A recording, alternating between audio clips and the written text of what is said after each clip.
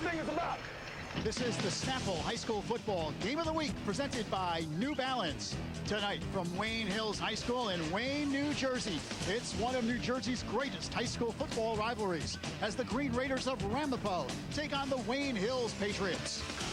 Hello again, everyone. I'm Lou Brogno, and welcome to Wayne Hills on a frosty October evening. Alongside on the call of the game is Coach Rick Mantz and, of course, Jimmy Cavallo. And, Jim, you take a look at this game on paper. It looks like a mismatch. Wayne Hills comes in undefeated, 7-0. Ramapo at 1-5. But this is truly one of the great high school football rivalries in all the tri-state area. Yeah, I know one thing around the tri-state. There's not a better 1-5 team than Ramapo. When you look at those 5 losses, they've all come in the fourth quarter. This is a task like none other, though, for Ramapo. They're taking on Wayne Hills, our number 4 team. They've won 23 consecutive games. They've won back-to-back state titles. It's a big mountain to climb. Coach, Wayne Hills starts a new quarterback tonight in this big rivalry contest. You're right. Junior Mike Giampapa, who has directed this offensive juggernaut, the Wayne Hills offense, went down with a knee injury.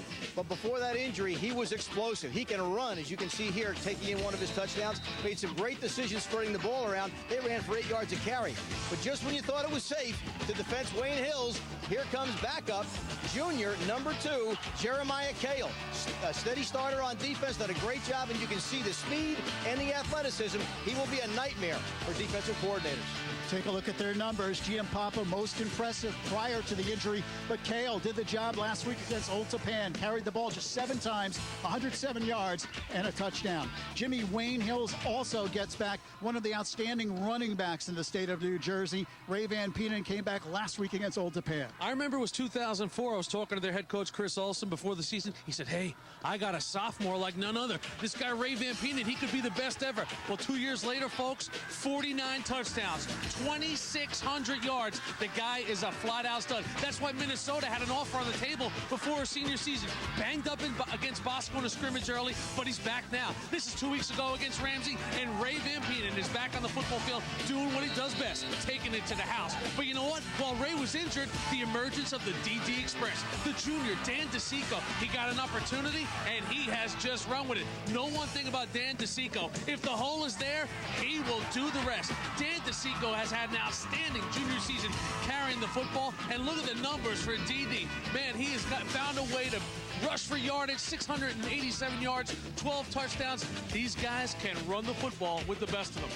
All right, we are just moments away from the opening kickoff of tonight's big rivalry game between Ramapo and Wayne Hills. How close has this rivalry been? Well, the last 6 games, the Green Raiders and Patriots have split.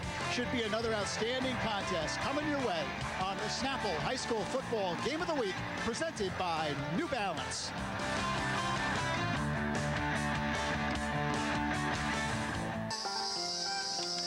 Snapple's got this new green tea. It's got lots of this thing, EGCG. So I'm going to find out what EGCG is. EGCG is an antioxidant in green tea that helps boost metabolism. So it's just like walking up these stairs. And down. Introducing Snapple's new green tea with the most EGCG on Earth.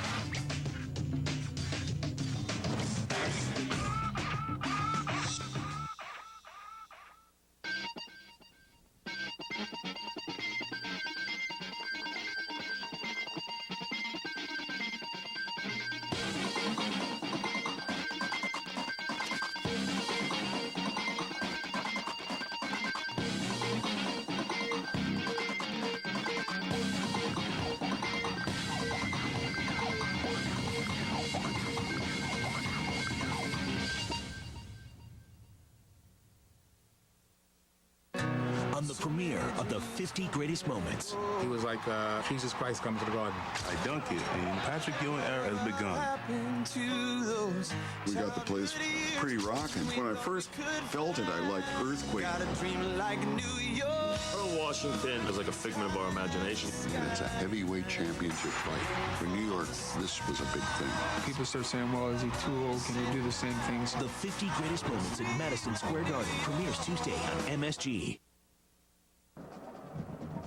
We're at Wayne Hills High School. The Patriots of Wayne Hills, our number 4 ranked team, going up against the Ramapo Green Raiders. And prior to the game, head coach Drew Gibbs trying to fire up his Ramapo ball club for the big game.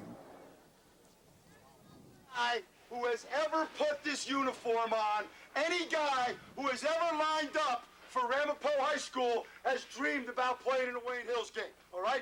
Yeah. That is the game that has meant everything to all the guys that have worn that uniform before you, okay? And we've won on more than our fair share of these ball games.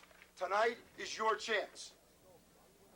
So Drew Gibbs has his Ramapo team ready for this big rivalry game against Wayne Hills. Let's check in with the 4th member of our broadcast team, Eamon McAnaney. Thanks, Lou, and I had a chance to talk to Wayne Hills coach Chris Olson before the game, and he said he is not concerned that his team will overlook Ramapo despite its poor record. We heard Coach Gibbs. He said that makes, Ramapo that much more dangerous because a win tonight salvaged the season for the Raiders. And he also said, Coach Olson said, hey, a win tonight wraps up our conference championship. I can't guarantee our players that we'll play for a state championship, but I can guarantee them that a win tonight wraps up the conference championship, and that's always our first goal. Now let's send it back upstairs for the opening kickoff. All right, Eamon, and we are ready to go. Ramapo in their road white uniforms, trimmed with green. Of course, you see right there the head coach of Wayne Hills, Chris Olson. Ultra successful, 165 wins here at Wayne Hills, 196 in his brilliant career. Yeah, he'll get 200 before this year is out, and hopefully his 3rd consecutive state title. I liked Drew Gibbs, though, there in the locker room, huh, Coach? I mean, that's that old Midland Park Panther. He was a hard-hitting D-back back in the day. You heard it there. You got it. I'm telling you, he's fired up. Let's hope his team is. Back deep for Ramapo, Brett DeVenny, and also DJ Hardigan. Schultz kicks it off for the Patriots, and we are ready to go. Hardigan takes it at the 5-yard line to the 10, 15, 20, and bang down across the 20-yard line. Ramapo will put it in play there. The Green Raiders, uncharacteristically, coming in at 1-5, but 4 of those 5 losses by 7 points or less. There's Drew Gibbs. Yeah, he knows what he's got to do. They got to stop Wayne Hills playmakers from making the big one. Hey, you got to move the chains, get first downs, keep their offense off the field, sustain some drives, and they know things got to happen. Bombs, defensive touchdowns, anything. Make 3 big plays in the game, he told his Raiders. Ramapo comes up in the shotgun. It is Jeff Hogan at quarterback. He throws outside. Catch made across the 20 and up to about the 23. A short pickup on the play. Coach Olson talked to his guys during the week about things that they were going to have to do here at Wayne Hills for them to be successful tonight and the rest of the way. They've got to establish the run. When they're on offense, they got to continue to run. 1,800 yards on the ground this year. They want to force this team to throw. They've got 29 sacks as a team, Wayne Hills. These guys are going to get after you, and they got to keep their poise. The only team that can beat Wayne Hills, according to them, is Wayne Hills. No mistakes. Don't beat yourself. Nobody else can. 2nd down and about 9. Just a 1-yard gain on that last play. Here's Hogan. He flips it outside. Hardigan looking for a block. Takes it straight up the gut and is brought down at the line of scrimmage. No gain on the play. It'll bring up 3rd and long for the Green Raiders. They're going on the edge right now, guys, and I think that tells you they got an awful lot of respect for those 2 big guys in the middle. Scott Schultz and Matt Johnson have been shutting people down inside, and I think they're trying to get on the edge and see if at least they can outrun them. Yeah, you heard Chris Olson talking about poise, and there's Schultz, the man, one of the more underrated recruited players in the Tri-State. This guy's a beast. We'll see him more. You'll see 35 all over the screen tonight. He's got 12 tackles for a loss on the season. He really gets penetration, creates all kinds of havoc in the opposing backfields. Wayne Hills showing blitz, and they hand the ball off, but not much there. Patriots so tough up front. Ramapo unable to gain much yardage at all. Yeah, they run it all the way on the shovel. It was Fulham, and Fulham so quick, 6'4", just a great presence at linebacker. So versatile. This guy can play 3 or 4 positions, Coach. Again, trying to get the ball outside, then coming back inside with that shovel pass to see if they can get Wayne Hills flying out. But again, very disciplined. Fulham all over it, as you pointed out, Jim. No gain, and they're going to have to punt. And Temple has already offered Mike Fulham. They would like to get his athleticism down there in the city of brotherly love into Owl Country. So good job by Fulham getting Temple interested. Well, Jeff Hogan is in to kick it away for Ramapo. He stands at about his own 5-yard line, and Wayne Hills figures to get great field position out of this exchange. Hogan's kick, it's a good one, high, end over end, and it is taken at the 41-yard line. Fumbled, and they're going to say that the receiver was down. That's Carlton Marson who returned it for Wayne Hills. Let's check in with Eamon.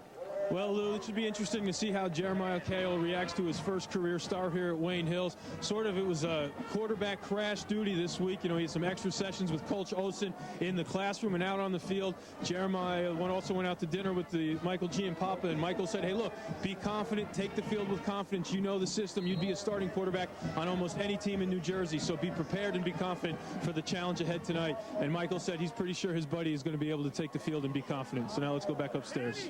All right, Eamon. Mike Giampapa, the starting quarterback at the beginning of the season, suffered a serious knee injury last week against Old Tappan. There's a possibility that he could come back if the Patriots go all the way in the playoffs. But Cahill keeps it himself, breaks the tackle, and takes it up to the 50-yard line. But Jeremiah Cahill did a great job last week against Old Tappan in relief work. Hey, Lou, me and you were on the sidelines last week at Old Tappan. That was their toughest game of the year, and Cahill comes off the bench. You expect him to be a little nervous, a little shaky? No way. It was plays like this. He was just turning it upfield. This kid's an ultra competitor. He was actually excited to get in the ball game, busted off a 60-yard touchdown. Hey, you feel bad. You feel bad what happened to Giampapa, but Jeremiah Cahill, they are in good hands with Jeremiah at the helm. And there's Pop right there. And Mike will be back, maybe 4 weeks, maybe back into the playoffs, so good news there. Ray Van Peenan on the carry, breaks the tackle, gets outside at the 30-yard line, turns on the speed and takes it across the 25. A big gainer for Van Peenan, 25 yards on the carry. Jimmy, you talked about him at the outset. Again, the talent in that young man, what he was able to do as a youngster, getting him to get hurt and coming back. This is his 3rd week back, and you're starting to see that speed that you saw last year. Breaks a tackle, accelerates. I think if he's 100%, he takes this to the house. But even so, who do you stop on this Wayne Hills offense? DeSico, 12 touchdowns. Van Peenan tearing it up right here. And don't forget Carl Marson. He's also got some impressive numbers. 1st and 10 for the Patriots. Here's the handoff up the middle. And again, it's Van Peenan carrying the football. And what you saw out of Van Peenan, Coach, on that last run was him getting back to what Ray Van Peenan does best, and that's recognizing where the gaps are in the defense and cutting back. When he was hurt in the summer, it was a long road back, and he's only been back 3 weeks. And whether he's 80 or 90% right now, we know he's not 100%. That's the kind of things you expect out of Ray Van Peenan, cutting back and tearing up defenses. Less than 8 minutes remaining. First quarter, no score. Wayne Hills and Ramapo. Cahill calls the signals, gives it to Van Peenan again. Another huge hole, and he rips it down inside the 10-yard line. I'm just glad to see Ray Van Peenan back. I mean, when this injury happened, it was like an Oliver Stone movie. There was conspiracy theories all over the place. He's got a torn ACL. His leg is broken in half. He's coming back. He's not coming back. Good to see Super Ray Van Peenan back on the football field. What a career he's had. And for those of our viewers who don't know, he was injured in a scrimmage, a preseason scrimmage against Don Bosco Prep. Yeah, August 28th, I believe it was, and just came back 2 weeks ago. 49 career touchdowns, an electrifying presence on the football field. Hey, he stacks up with some of the best. A.J. Spicer, Brian Williams, James Milan, all the great ones here. Whistle and a penalty flag is thrown. And let's see. I got it before. Looks like they might have gotten a timeout before the flag. So Wayne Hills calls a timeout. Chris Olsen comes out to talk to his team. Well, Wayne Hills 23 straight wins, are 7-0 this year. They are just in cruise control right now, coming off a big 21-10 win over Old Tappan last week. Their toughest game to date, but they were pretty much in control of that game throughout. Yeah, but it was a good test for Chris Olson's club. He even admittedly said it. He said, you don't want to just smash people every week because you get to the playoffs. You don't know who's waiting there. It could be the highwaymen of Teaneck. And, you want a couple tests along the way, right, Coach? Oh, absolutely. And the other thing, too, is you're talking about high school football players. Guys, from week to week, you never know who's going to show up. Coach Olson does a phenomenal job. There's a great tradition here of playing tough, hard-nosed football. They run the ball on offense. They shut you down on D. They fly to the football. But yet, hey, week to week, kids get goofy. That's part of it. If you could figure it out and, put that stuff in a bottle, you'd make $1 million because 17-year-old guys, they can surprise you. So trying to keep them consistently tough each week is always a challenge. Chris Olson, winner of 4 state championships, 1981 at Bergenfield, and then 3 here at Wayne Hills in 2002, and back-to-back in 04 and 05. And nothing doing this time. Hey, nice play by Derek King, who got in to make the play. King got penetration and made the tackle behind the line of scrimmage. I'd say an outstanding play, Lou. Again, the defense being very, very patient, reading keys. Again, not being faked by that jet sweep action. You can see most folks would figure they're going to follow that man, but no. Defense stays home, as you see King doing a great job, actually stopped for a loss.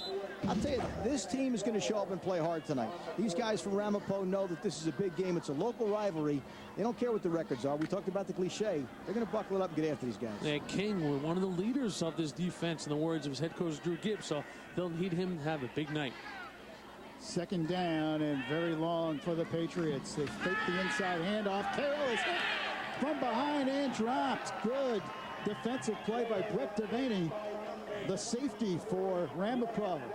What a solid year Devaney's having. He's the blitz kid, and watch him come from his safety spot, and this is a great tackle to make on the QB. Outstanding. They're selling out, as you mentioned, Jimmy. They're going to have to do something out of the ordinary. They're going to have to blitz, be creative. Again, great effort off the edge, and it's interesting. We talked about a new quarterback. Coach was talking to him about getting more depth on that naked, and there you can see that lack of depth just cost him, and another big loss. Well, the Ramapo defense, for the most part, guys, has played very good football this year. They've kept the Green Raiders in just about every game. They just have not been able to finish, and that's a problem for a football team. Third down from the 20-yard line, and again, nothing there. Just a wall of white and green jerseys. 53, Kenny Kim leading the way on that. And I'll tell you, you talk about a huge lift for this Ramapo team. They were staring down a 1st and goal inside the 10 and just waiting for the onslaught to happen. And here they come up with back-to-back-to-back negative plays. Yeah, and Kenny Kim's got to line up against Schultz. You see King is the finisher. Looked like first man there, though, on the stop was number 42, Graham Locklear. Locklear, converted linebacker from a year ago, and what he does for this team is he makes plays, Graham Locklear, and he made a big one there. Well, how about a 4th and goal from the 25-yard line? Not too many plays in the old playbook for this. This is Fulham territory right here. You got to know where number 40 is here. Kale in the shotgun, twin receivers left side. Kale takes a couple steps back. Now he's running around back there on the run. Lets it fly. End zone has a man wide open, and it's intercepted. Wow, what a play. In and out of the hands of the receiver, and then picked off by number 5, Kevin O'Connor. It was the other number 5, Jeff Brzezinski. It was in his hands for a second. Look at Kale. Doug Flutie-like buying himself some time. And when Brzezinski can't hang on, because the big hit comes, and the guy who made the hit was DJ Hardigan. So a break in the action, 4:42 remaining in the first. Ramapo and Wayne Hills, no score. Hear that? That's the sound of quality. So you think big banks always offer the best rates? Think again. How do you think they became big banks anyway? Low rates and high customer fees. That's how. So if you're tired of the way big banks treat you, come home to better banking at Boiling Spring Savings Bank. We've been in business in New Jersey and only in New Jersey for over 60 years. We know what you want, the best return on your money, a wide choice of accounts, and friendly service. Come home to better banking at Boiling Spring Savings Bank. Call us today.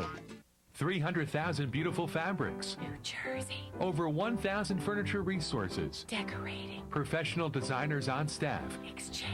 The New Jersey Decorating Exchange, the only decorating and design building in New Jersey, is now open to the public. All furniture, all accessories. Buy one, get one free. We've packed the store with extra goods for this special event. 75% off select floor samples. In-home design consultation is available. The New Jersey Decorating Exchange, your one-stop for furniture, accessories, window fashions, floor coverings, and more. School Game of the Week presented by New Balance is brought to you in part by Schutt Helmets.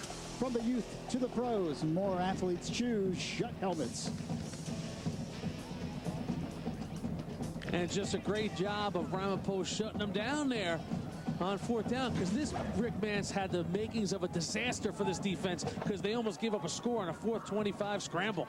Yeah, you're right. Again, allowing the receiver to get behind you is a cardinal sin. But look at the effort, the recovery, tipping that ball up off the helmet and making a catch. Ramapo is scrappy. They are going to fight like heck tonight and force Wayne Hills to earn every inch. So O'Connor, hard worker, pays off for Kev O'Connor. O'Connor made the pick, but I think it was Hardigan who made the hit. And speaking of hits, a big hit right there by Mike Massoud. Oh, Massoud, the fire plug on this defense. And Chris Olson told me this week, Mike Massoud is what a high school football player is all about. Not the biggest guy out there, but 34 can just bring it for Wayne Hills. Plays fullback on offense, and you saw the stick right there by Mikey Massoud. That's a little statement to make after your offense turns it over. The defense has got to go out there with a little attitude. You got it. And they got plenty of that. Those guys are tough, and they're really going to come after Ramapo. Second down, 10 for the Green Raiders from the 20-yard line. Here's a handoff to Munier, and a fumble. Football loose on the ground. Let's see. What's the call? Wayne Hills has recovered. Jeff Krasinski jumps on the loose ball. I'll tell you, great pursuit by the defense. I know 55 Dave Ogden was in on that hit. I think he had an arm in there, might have helped punch it out, but there were a couple of Patriots involved in this. Again, Massoud, your boy right there. It looks like Massoud actually popped it out. You just talked about him, Jim. His heart, his effort. Great pursuit, punch it out. And you see all the maroon jerseys coming down the line of scrimmage. And just, hey, a big play by the defense is something Ramapo can't afford to do as Ogden and company force a big one. And I think that's a huge point, Jim. Ramapo's got to scrape and really fight for every opportunity, and for them to get that stop and get the ball back, they cannot afford to give it back to Wayne Hills. First and 10 for the Patriots. Give to Van Penen, makes a great cut, takes it up the field, and takes it across the 20-yard line to about the 18. And it's amazing, you know, standing on the sideline last week against Old Tappan, talking to some of the coaches from around the region, they said, hey, you know, Ray Van Penen doesn't have that cutback he once had. But I'll tell you what, first quarter here, Ray is cutting back and is just looking better and better. He doesn't have that great speed, but you had mentioned it earlier, Jimmy, his vision, his ability to see things, and his patience. He kind of lets things happen. He made 3 or 4 nice little cuts there because, again, there were 3 defenders right on him, and he still comes up with a positive play. That was a long healing bone bruise that he got. And that bone bruise appears to be getting better and better each week. Another handoff, this time Van Penen, nice straight arm, but he's dragged down from behind. Great team defense again. You see Ramapo flying to the football. Those guys are certainly not going to quit. Great team pursuit. And again, they're reading their keys well. They're following guards. They're, you know, guys are responsible for particular backs, and you can see as a defense that they're really staying disciplined. DJ Hardigan finished off that, and Drew Gibbs said, you know, DJ Hardigan, he's my leading tackler in the secondary. The guy comes up and makes tackles, and we saw DJ come up and make it right there. So that's what you're going to have to do against Van Penen and DeSico tonight. You're going to have to be efficient and tackle well.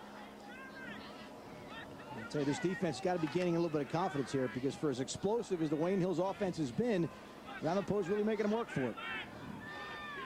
Twin receivers go to the right side, and now some confusion, and Coach Olson upset as the Patriots have to burn a timeout with 2:18 remaining here in this first quarter. And so Chris Olson going to fire his troops up. Hey, things have been a little more difficult for the Patriots coming off that win last week against Old Tappan. But hey, they knew Old Tappan was a tough team to beat. We take it back a week ago. It was Friday night on the road at Old Tappan. Jeremiah Kale filling in for Giampapa. And look at this. Only the second series is out there, and Jeremiah says, I am gone, goodbye. 60 yards on the keeper. It was 14-0 Wayne Hills. But you know what? The end of the third quarter, only seconds left. They're 14-0, and they're cruising, right? But look at this. Old Tappan blocks the punt. Not only did they block it, they scoop it and score. So don't look now, it's 14-7. Old Tappan hits a field goal to make it 14-10. Under 5 minutes to go, and watch this play. Option throw. Danny DeSico, halfback pass to Mike Fulham. What a call by the coach. Risky, worth it. Game was over. The streak was at 23. Wayne Hills with a huge conference win. You can see on that shot, it has begun to rain here in Wayne. Coming down lightly at this point. Quarterback draw play. Kale gets to the corner. He turns the corner at the 15-yard line down to about the 13. He's close to first down yardage. A predetermined quarterback draw there, and they're able to utilize Jeremiah Kyle like a lot of people would utilize a tailback. He took that little fake, that step. Watch his fullback lead in front. We talked about Masood being a great lead blocker as well. And again, his athleticism, his speed create something for the offense. A good tackle there by Derek King, because watch, they want to get the edge, Wayne Hill, whether it's Van Peenan, whether it's Kale, whether it's DeSico. But you see King coming up and stopping what could have been a real big play. So now Chris Olsen. We talked again about a change at the quarterback position. And again, we know that Jeremiah Kale is a heck of an athlete and can do a lot of things for this team. But, you know, some of the things that you don't think about, you know, getting guys in and out of the huddle, making sure they're lined up properly, being able to adjust on it with the defense. These are things that Coach Olsen's going to have to continue to work with him on. And it is a interesting little bit short. And it brings up a fourth down here. So, you know, they know they can kick with Schultz, but you imagine when you got this big offensive line, they will take it straight ahead. But Ramapo now, a little puncher's chance to get the ball back. As you see, big Schultz. Schultz has 41 extra points, Jim, but has yet to kick a field goal. We talked to Coach about that. He says, you know, to be honest, we haven't needed to. That is not your prototypical kicker right there, guys. That's right. 260 pounds, and see him playing big brother there to Ray Van Peenan. Basically, he's the big brother to the whole team. Look at the size of this guy. Yeah, he is a specimen. His number makes him look smaller. That's a big guy right there. It is fourth down and less than one, and now officials call time. Ramapo calls timeout. So they want to talk about it. Ramapo and Wayne Hills, no score here. And this game will be on Tuesday night's high school. How about this? Legree versus Legree. The NFL started with Eli versus Peyton. Tonight we got Tiki versus Rondé. And then this week it was Jeffrey versus David, the Legree brothers. Hey, two brothers playing at different high schools in the same league. Only in New York, baby. The PSAL, no child left behind. You can pick any public school you want, and that's just the scenario. How about that? David's a senior heading to Syracuse. Jeff is the junior playing for the defending city champs, Fort Hamilton. You can see it all, plus Freeport and East Meadow. Best game on Long Island by far this year. Mike Quick, the whole crew will be there.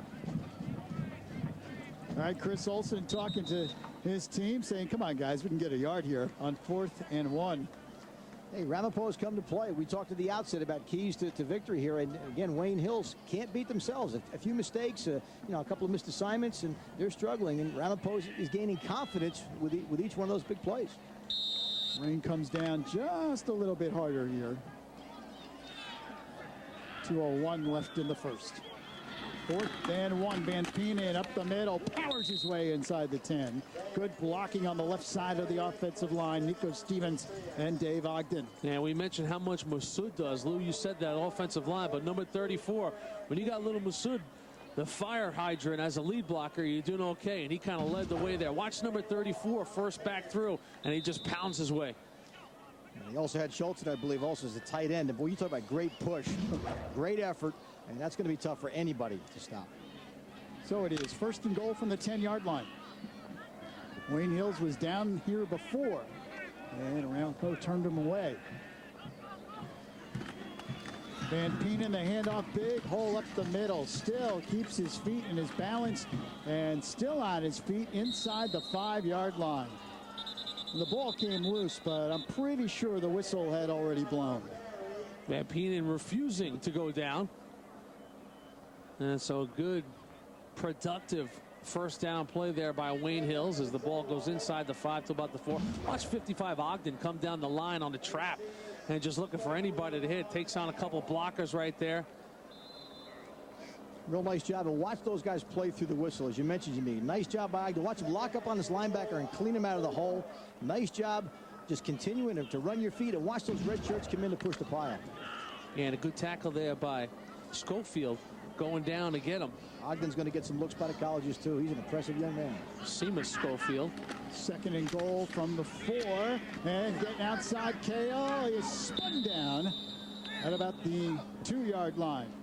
Oh, he nearly got that ball in, too, didn't he? He sure did. Nice fake to your fullback there. Again, trying to see if they could get the defense to respect that fullback dive, and they did. And then you saw Jeremiah KO pull that ball out and explode here on what almost looked like a midline option. And again, great effort, great presence, almost gets it in. Derek King with a nice effort on the Ramapo side to save a touchdown. He pulled Cale down. Yeah, whenever you see the guy who gets the fake get popped like that, you know they were buying it on defense. He's doing his job if he gets drilled. Let's see if Wayne Hills can get this play off. Just 5 seconds remaining here in the quarter. They come up to the line of scrimmage quickly, and the handoff Van Penen, he's in. Touchdown, Wayne Hills. Well, they know they're superior on the offensive line. And don't look now, everybody, but Ray Van Penen's got 50 touchdowns in his high school career. The golden TD right there for Ray. And they're just going straight ahead. Line up and say, hey, if you can stop us, give it a shot. Good push off the ball. Great push. Look at the tight end again. We talked about Schultz. Watch him bend. That's something you talk about with big guys. Being able to bend to get up underneath people's pads. Great job. 6-0. See if they can make it 7. Scott Schultz is in to kick the extra point. Kick on the way, and it is good. That is the end of the first quarter.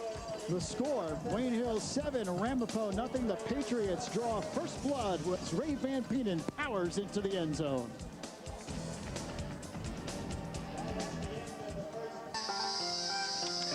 Snapple's got this new green tea. It's got lots of this thing EGCG. So I'm going to find out what EGCG is.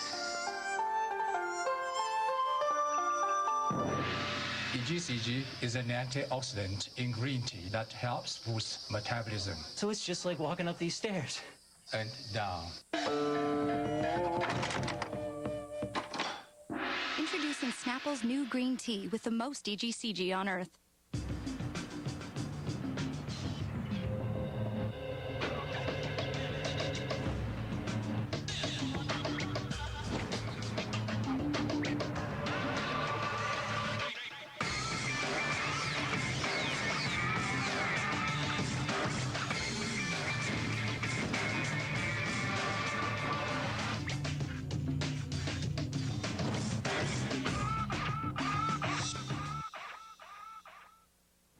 I don't know. Does this dress make me look a little bit fat? No. It's not the dress. Opie and Anthony, they belong on the radio. Weekday mornings on 92.3 Free FM. Okay, me in a nutshell, I am single, sassy, and spicy. Caliente! Tired of bad dates? At eHarmony, we'll connect you with singles pre-screened for compatibility with you. Log on for your free personality profile. Take me home. I was jumping up and down so much, I almost pulled my hammy. I was came from work. Game went to double overtime. Allen Houston. Do you remember the first time? You watched the Knicks game? On MSG. Say what? Say what? I was born. Where we from? New York City. Put one finger up. New York now. Put one finger up. Take me home. Come on, come on. Take me home.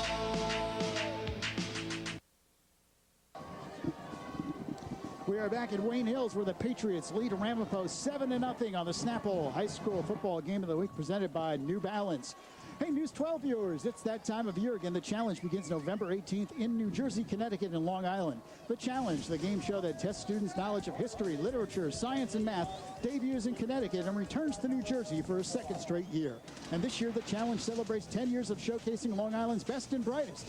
Catch the challenge every Saturday and Sunday, 6:30 and 9:30 p.m. only on News 12. The challenge, being smart, was never so cool. And yes, it's that time once again for our trivia question. Boy, here we go. Boy, the quick Q&A.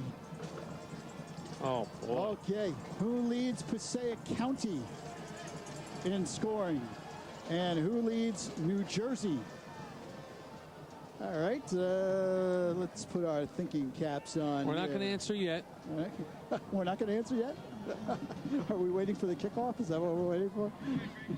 Scott Schultz will kick it off for Wayne Hills. Patriots kicking left to right on your screen. I got a puncher's chance on this one. Puncher's chance. Passaic County scoring.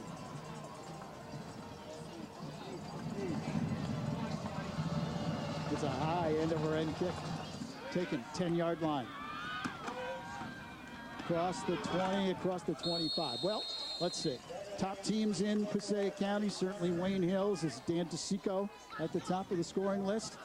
I would think it would be Dan DeSico of Wayne Hills. That's half of my answer. 12 touchdowns. I'm pretty sure he's the guy. Yeah. All right, listen, we're not supposed to answer it yet. We're supposed to give the fans at home a chance. Okay, there's your scoring drive. 7 plays, 22 People yards. are racking their brains on the couch right now. You know those big prizes at stake here. You got a weekend at Eamon's house if you win this thing. Well, it's got to be DeSico for Wayne Hills. Now, I'm going with DeSico and top scorer JT. in New Jersey. I'll give you my... Across the 22. That's my hint for the folks at home who might New Jersey. That's my guy. I'm going with JT. We're talking about touchdowns, not rushing yardage, correct? Right. Okay. Well, Wayne Hill still trying to get the edge here. You can see on that jet sweep. But as we also saw before, you're seeing great effort out of the defensive line for Wayne Hills. Dave Ogden, 55, just stuffing that thing. You're seeing linebackers come up being aggressive. 40 Mike Fulham, I'll tell you, he's an impressive young man as well. This defense is tough to run on inside or outside. And we saw Drew Gibbs' keys to the game move the chains. Very important here for Ramapo to get a couple first downs. Don't turn the ball right back over to Wayne Hills now. It is 2nd down and 10. And off up the middle. Munir carries the football, takes it up to about the 30-yard line. Again, we just talked about offense and DeSico's ability to score and do things, but I'll tell you, he's also a heck of a defensive player. He and Van Penen both do a great job as outside linebackers, and you've seen them early here with those attempts, Ramapo trying to get off the edge. Here, Ramapo challenges those big guys inside and gained a couple, bringing up about a 3rd and 5. So, biggest game they've had in a while. This team has played 7 games. This defense has not given up a touchdown yet. 3 points this first-team defense has given up. 3rd down and 5 for Ramapo from the 30-yard line. Green Raiders trail 7-0. Hogan rolling out on the run. He fires incomplete, intended for Hardigan. Good coverage out there. Kevin Barraquette on the coverage for the Patriots. See, you see the kind of things Hogan can do, rolling out big, strong. He's got the arm. Just trying to make the connect. Of course, his brother Chris Hogan, legendary Green Raider, now at Penn State. Going to play some lacrosse. Was here a year ago. But 4th down play coming up, 4th and 5. Ramapo will have to kick it away. So the Green Raiders are unable to move the football. And again, Wayne Hill is going to get good field position here. Good kick by Hogan. End over end punt taken at the 30-yard line. Well, Lou, you know what? I guess you can call this rivalry month on the Snapple Game of the Week because we got Wayne Hills Ramapo. How about next week? Hey, Coach Mantz, forget about this one. Bergen, Bosco. How about some of the names of this one? Names like Brian Toll, Isaiah Williams. Brian Toll was just phenomenal on the Game of the Week. How about another Brian? Brian Cushing, the Cush, now at USC. Another Brian. It's all about the Bryans. Brian Callahan right here. Joe Dottino and company. Bergen, Bosco. Enough said. Next week on the Snapple Game of the Week, presented by New Balance. Our number 2, Don Bosco prep. Our first chance to see Matt Sims and company next Sunday, 8 a.m. right here on MSG. That game is pretty much self-explanatory. Yeah, you got it. We heard Coach Gibbs talk about how important this game was for Ramapo. Well, you know Fred Stengel and Bergen Catholic's got that one circled. That could make their season. It's 1st and 10. Patriots. Scale is hit behind the line of scrimmage and drilled. Excellent pursuit by Derek King. He was the first man in there. Brett Devaney also for the Green Raiders. That's Devaney, the Blitz Kid. That's his new nickname. Yeah. Hey, I'll give Coach Gibbs and his staff a lot of credit here, trying to game plan and prepare for an unknown. Here's a quarterback, as we mentioned, Jeremiah, who hasn't played a whole lot, but knowing his ability to keep the football and run, they're going to make sure they got nakeds covered, and they sure did. That bootleg was certainly sniffed out, and those guys from Ramapo were all over it. Well, one thing you know going in with Kayla QB, you're gonna challenge him to throw the football because he can't be comfortable throwing the football, only making his second start and really kind of thrown into a position that he just cannot be comfortable at yet. Second down, about 16. Kale turns it upfield. Oh, what a hit. I mean, Kale absolutely crushed.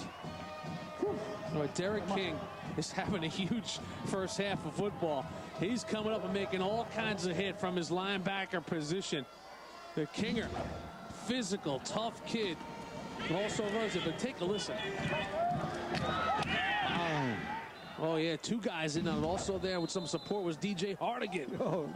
Coach Gibbs talked earlier in the week about his defense and how well they've been playing, and he felt that, hey, if they all showed up tonight, did their jobs, they could certainly stay in this ballgame. Well, that's it. I mean, guys like King and Hardigan, these guys are a little PO'd. Let's face it, man. This is not a 1-5 football team. They got too much pride and too much talent.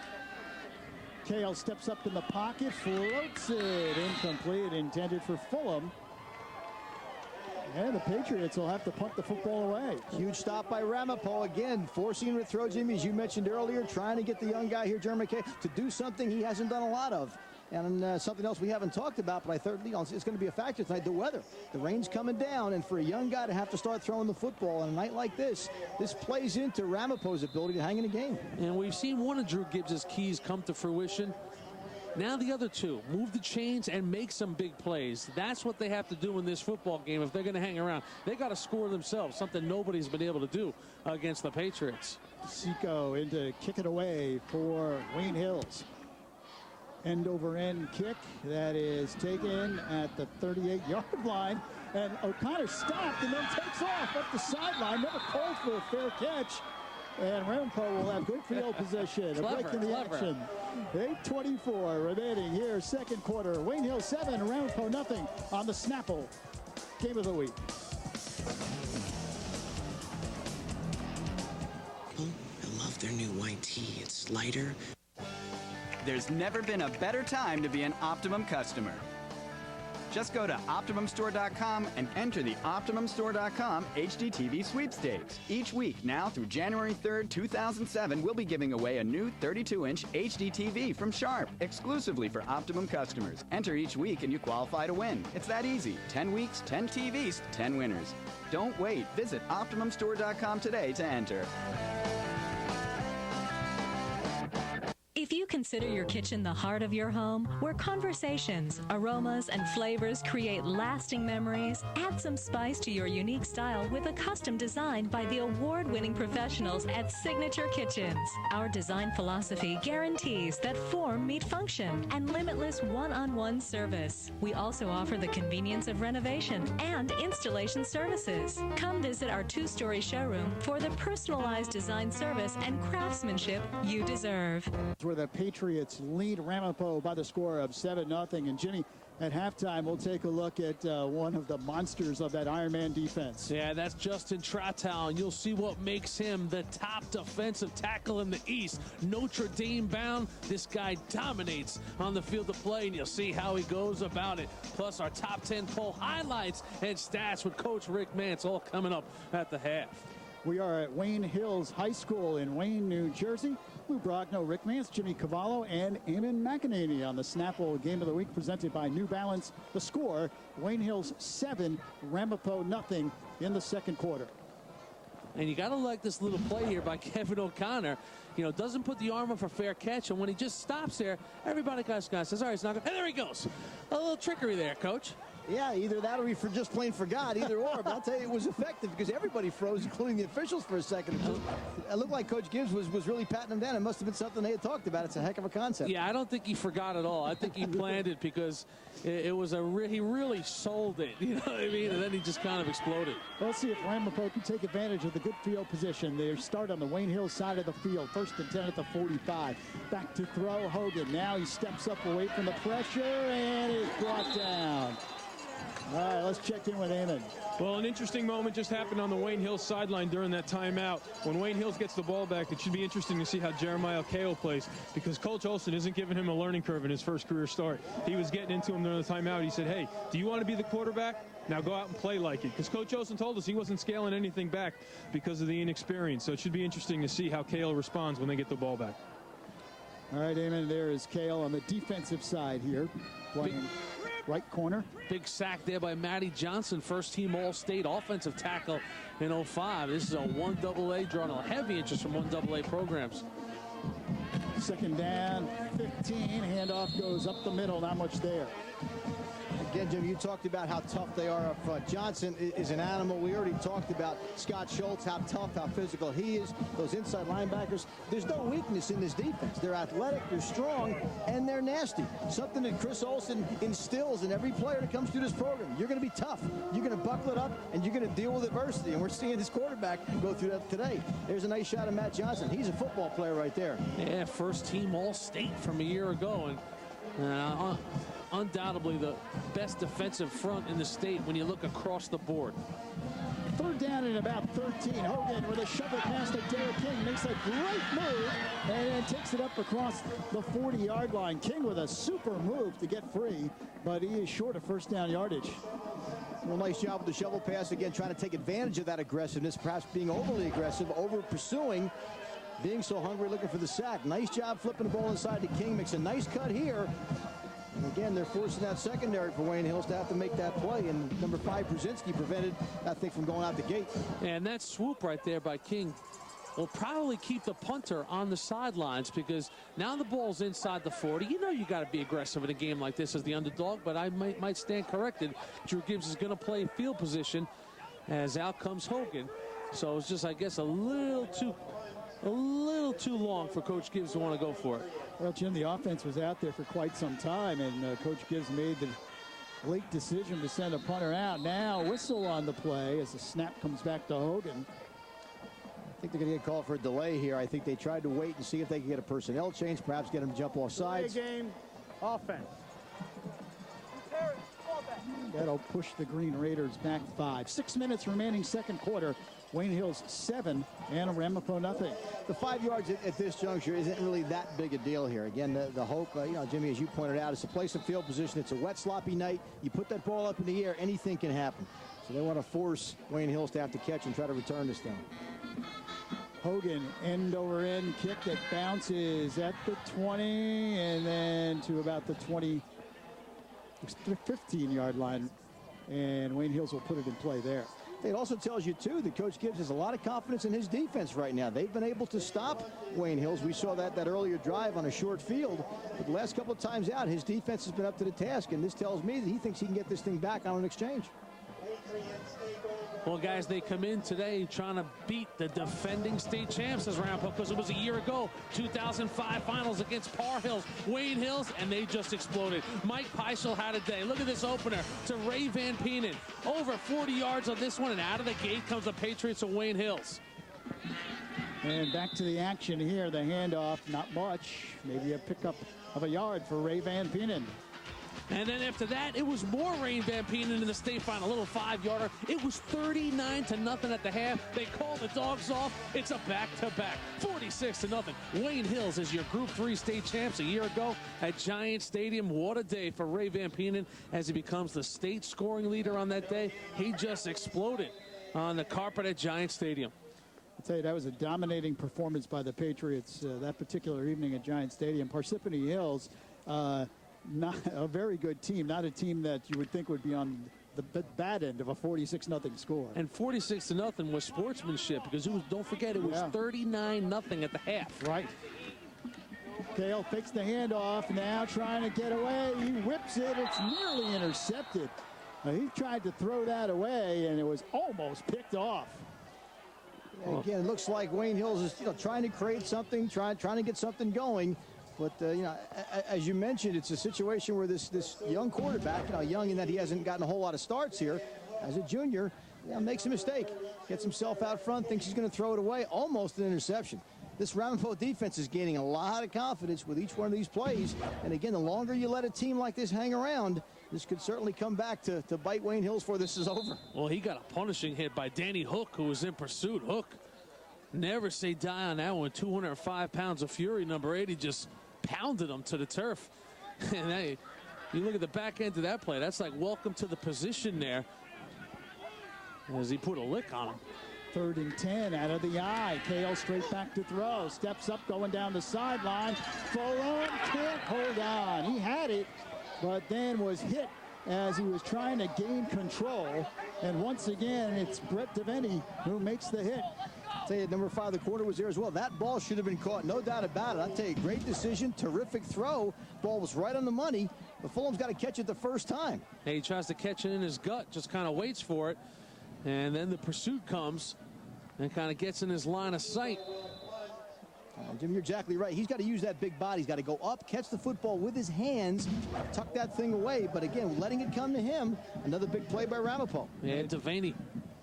DeSico kicks from his own goal line, and it goes off the side of his foot.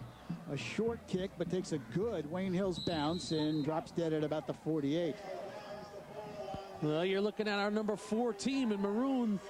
The Patriots of Wayne Hills checking in on the MSG top 10 poll at number 4. Number 1, St. Peter's Prep at Don Bosco Prep at number 2. Richie Reichert and St. Anthony's at number 3. Hoboken, man, what a year for the Red Wings once again. Greenwich, Connecticut, they can really play in Greenwich. Monroe Woodbury, can anybody stop Greg Sullivan? Monroe Woodbury, Joseph and Belport just rolling along. Phillipsburg, we saw those boys on the opening week on the Snapball Game of the Week. They're still undefeated. 1st and 10 for the Green Raiders. Hogan spins around and then pushes the pile forward for a few yards as he gets down to about the 47. Misdirection there, trying to run a counter. They run that jet sweep motion again, trying to get Wayne Hills to run out of there and follow the fakes. Being very disciplined. We're seeing 2 good defensive football teams getting after each other. And I'll tell you, Ramapo has got to feel good about their chances. You know, that one score on the board can be made up in one play in a hurry. There you see the little keeper there.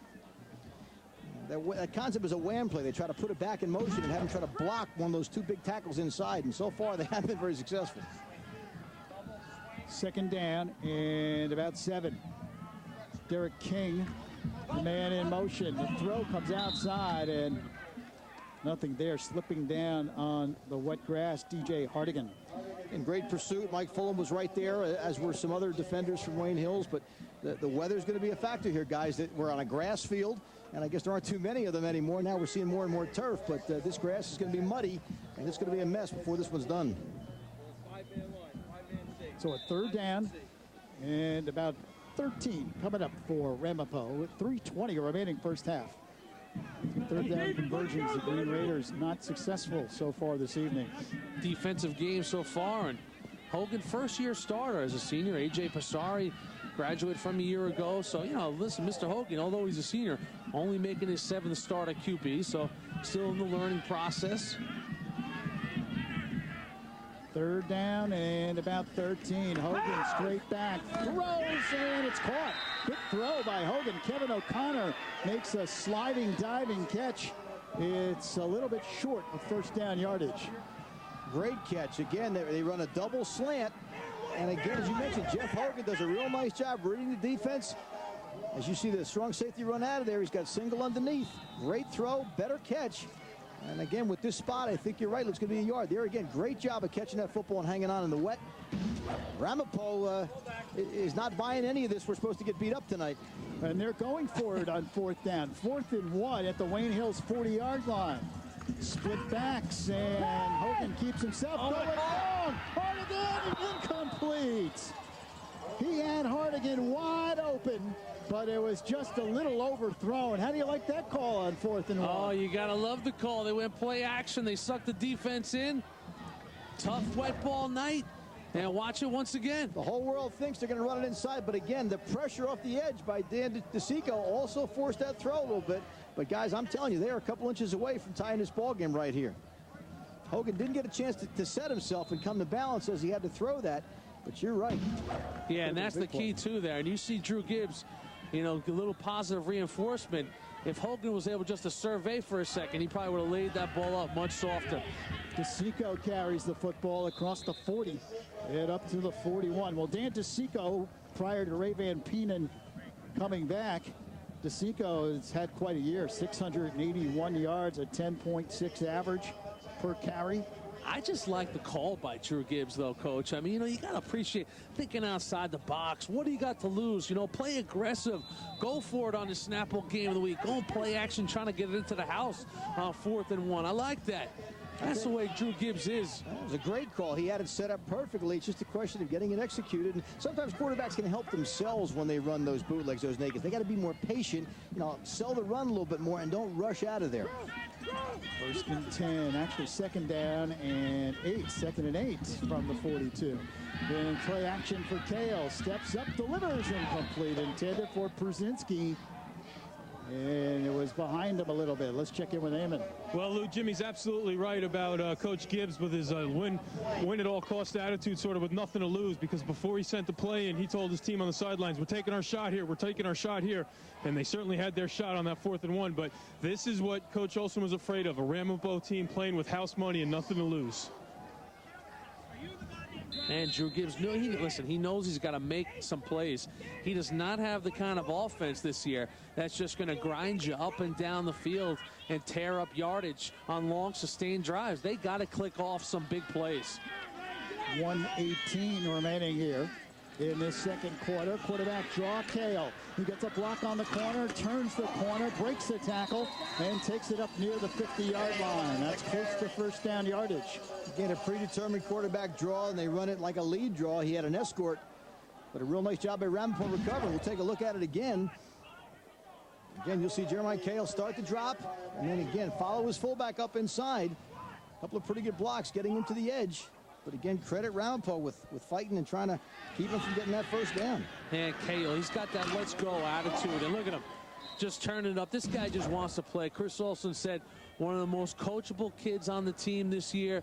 Just one of the best kids. No excuses. He knows he's got a lot of pressure on him at QB, but he accepts the challenge, and he just wants to take this team forward.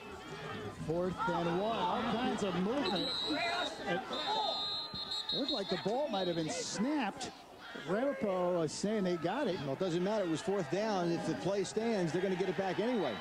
And they do have it. A little confusion here. Sometimes when you come to the line of scrimmage on a play like that, you'll tell your guys you want to go on 1st sound. And it looked like, for whatever reason, the center thought he heard something and snapped because nobody else moved. The ball was snapped, and another huge play, a tremendous stop for Ramapo.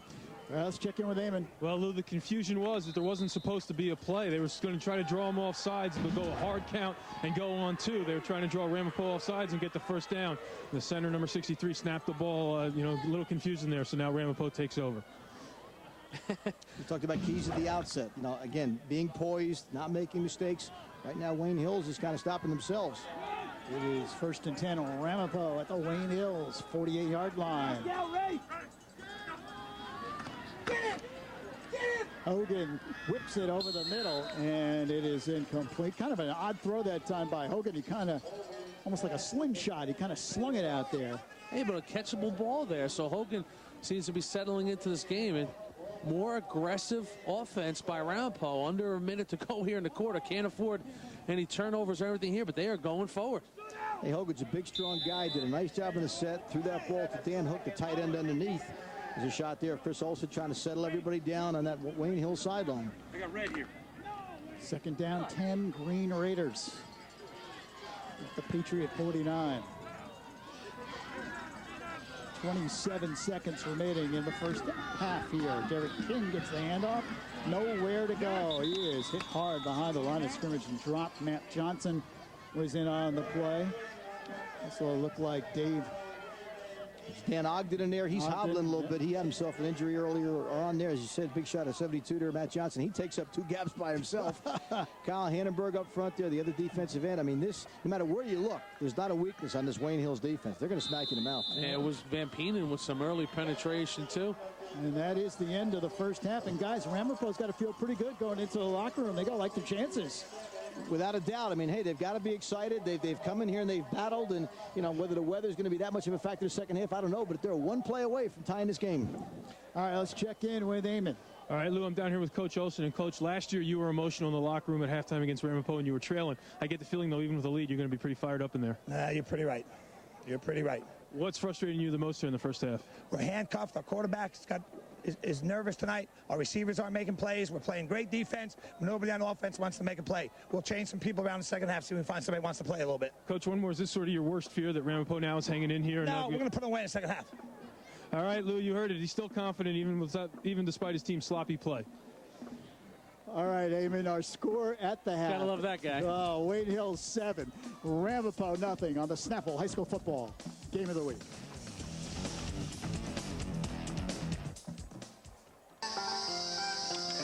Snapple's got this new green tea. It's got lots of this thing. RVP, Ray Van Peenan into the end zone. They took a 7-0 lead. But don't think for 1 second Ramapo didn't have his chances. You want to talk about a great call in a football game? It's 4th and 1. Look what they do. They fake the handoff. They go up top. But the pressure by DeSico causes Hogan to overthrow the football. And a missed opportunity right there by Ramapo keeps our score at 7-0. Take a look at the first half stats. Not a lot of offense. Look at Ramapo's total yardage. Just 16 yards. Wayne Hills, though, only at 54. No first downs also for the Green Raiders. And turnovers. Wayne Hills turning the ball over twice. You talk about minus 14 yards throwing the football. Now, we're not counting sacks in here with that. Now, sacks count versus the rushing stats. Those are balls thrown and caught behind the line of scrimmage. Wayne Hills is struggling, I know, as well. I'll give their defense credit. They kept him in there. Wayne Hills at number 4 on a top 10 poll. St. Peter's Prep defending parochial champ. Don Bosco number 2. Could they play in the state final? Love to see it. St. Anthony's, Hoboken, Greenwich, Monroe, Woodbury. Look at Belport, Phillips, hey, East Meadow at number 10. They got a big one this weekend. Oh, man, East Meadow, Freeport for the dominant position in Long Island football. It's going to be a great one. Hey, News 12 viewers, it's that time of year again. The Challenge begins November 18th in New Jersey, Connecticut, and Long Island. The Challenge, the game show that tests students' knowledge of history, literature, science, and math, debuts in Connecticut and returns to New Jersey for a second straight year. This year, the Challenge celebrates 10 years of showcasing Long Island's best and brightest. Catch the Challenge every Saturday and Sunday, 6:30 and 9:30 p.m. only on News 12. The Challenge, being smart, was never so cool. Well, time to answer our trivia question. Who leads Passaic County in scoring and who leads New Jersey? And the answers. Hey, there's Dan DeSico of Hills. All right, we got it. No, we did not. Well, Look at the backhand. Yeah, we got half of it. Yessi Tejada, St. Joe's, West New York, 21 touchdowns, 134 points. Well, we got it half right. DeSico with 16 touchdowns. Yeah, because it was Yessi. It was a big no-y up here, boys. Oh, man. I'll tell you, DeSico's looking to get something started here. Coach Olson gave us a promise. They was going to get after those guys at halftime, and they were going to come out here and play some football. All right, second half, ready to go. Ramapo will kick it off. Ross Krautman boots it up. It's a very short kick that is taken at the 20-yard line, 30-yard line, across the 40, and breaking some tackles, now breaking into the secondary. On his horse is Marcia. He's got it. He's at the 10-yard line, to the 5. Touchdown, Wayne Hills! They certainly didn't waste any time. 25 Merson taking it back, and I see a little enthusiasm out of those Wayne Hills Patriots.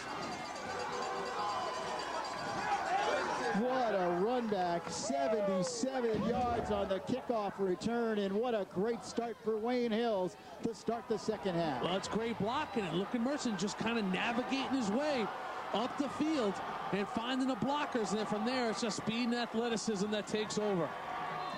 Talked about discipline. Everybody stayed on their feet. No illegal blocks, no flags. It sticks.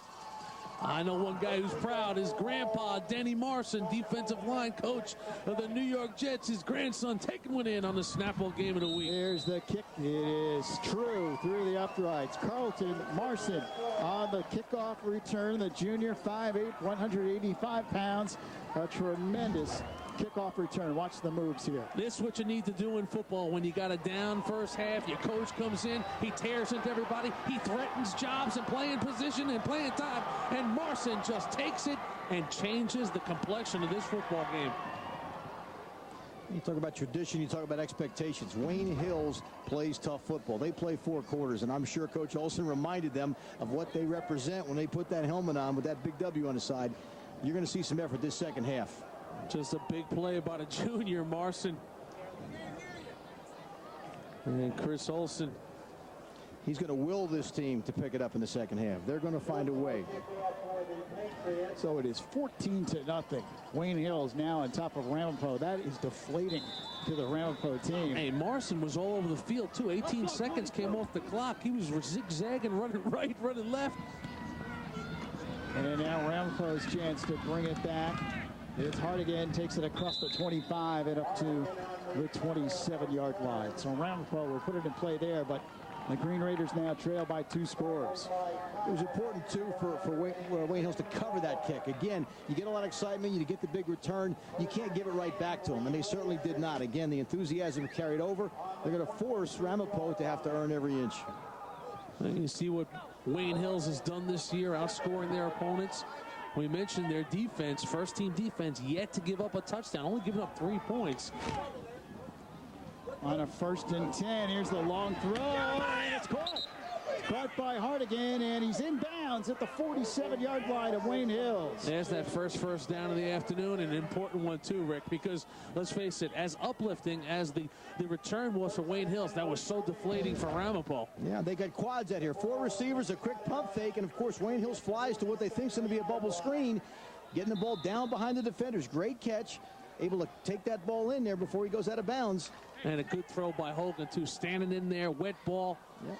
Just gets it out there and running under it, of course, is DJ Hardigan. 1st and 10 from the 47 of Wayne Hills. Munir carries the ball, and he takes it across the 45 down to about the 43. So good pickup on the play. Pickup of about 3 yards on the carry. Big Dave Ogden.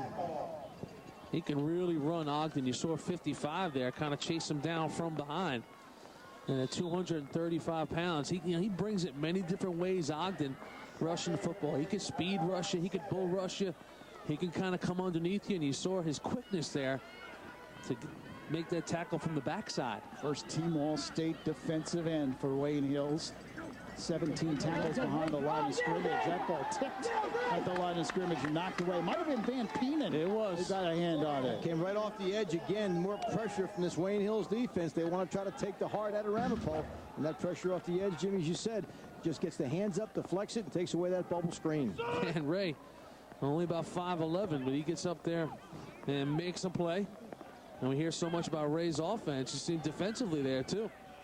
Kind of like a heavyweight fight. I mean, bang, that first play, we get a touchdown, and then bang, the first play from Ramapo. They come right back. Wayne Hills is going to try to stop them here. Well, Ramapo's got to prove that they can get into the end zone, something they've had trouble doing this year, finishing drives and finishing games. Hogan on the run, lets it fly, and has Hardigan, who makes the catch across the 15-yard line. A big play for the Green Raiders, and Hogan scrambling through a bullet on the run. Well, one thing you got to know if you're Wayne Hills now, you got to put a body on number 4, because Hardigan is finding all kinds of vacancies in the defense. I'll tell you, this is also great coaching. This ball should have been thrown sooner. They were trying to run an out cut, but Hardigan could clearly see once his quarterback was in trouble, he converted that route and went north, got behind the defender. Nice at both ends, making a play, and again, Ramapo's knocking on the door. And once again, nice job by Hogan, too, on the run. Now, you can listen, when you can see rain on TV, you know it's coming down pretty good. So Hogan now getting his confidence. 1st and 10 from the 17-yard line. Hogan straight back to throw, throws into coverage and incomplete. Now penalty flag thrown. It was intended for Kevin O'Connor, and it was Jeremiah Cale on the coverage. We saw that route thrown earlier. It's a double slant, and basically they read the inside defender. If he covers the inside slot, they're going to throw it outside. They threw it and caught it earlier.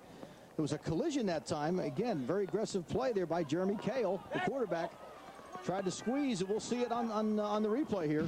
This is a tough call to go against Wayne Hills, because that back judge standing right in front of him didn't do anything. There was contact before the ball got there, and again, the umpires you mentioned, Jimmy, called it, and not the back judge. But as the replay will show, the contact does come before the ball gets there, so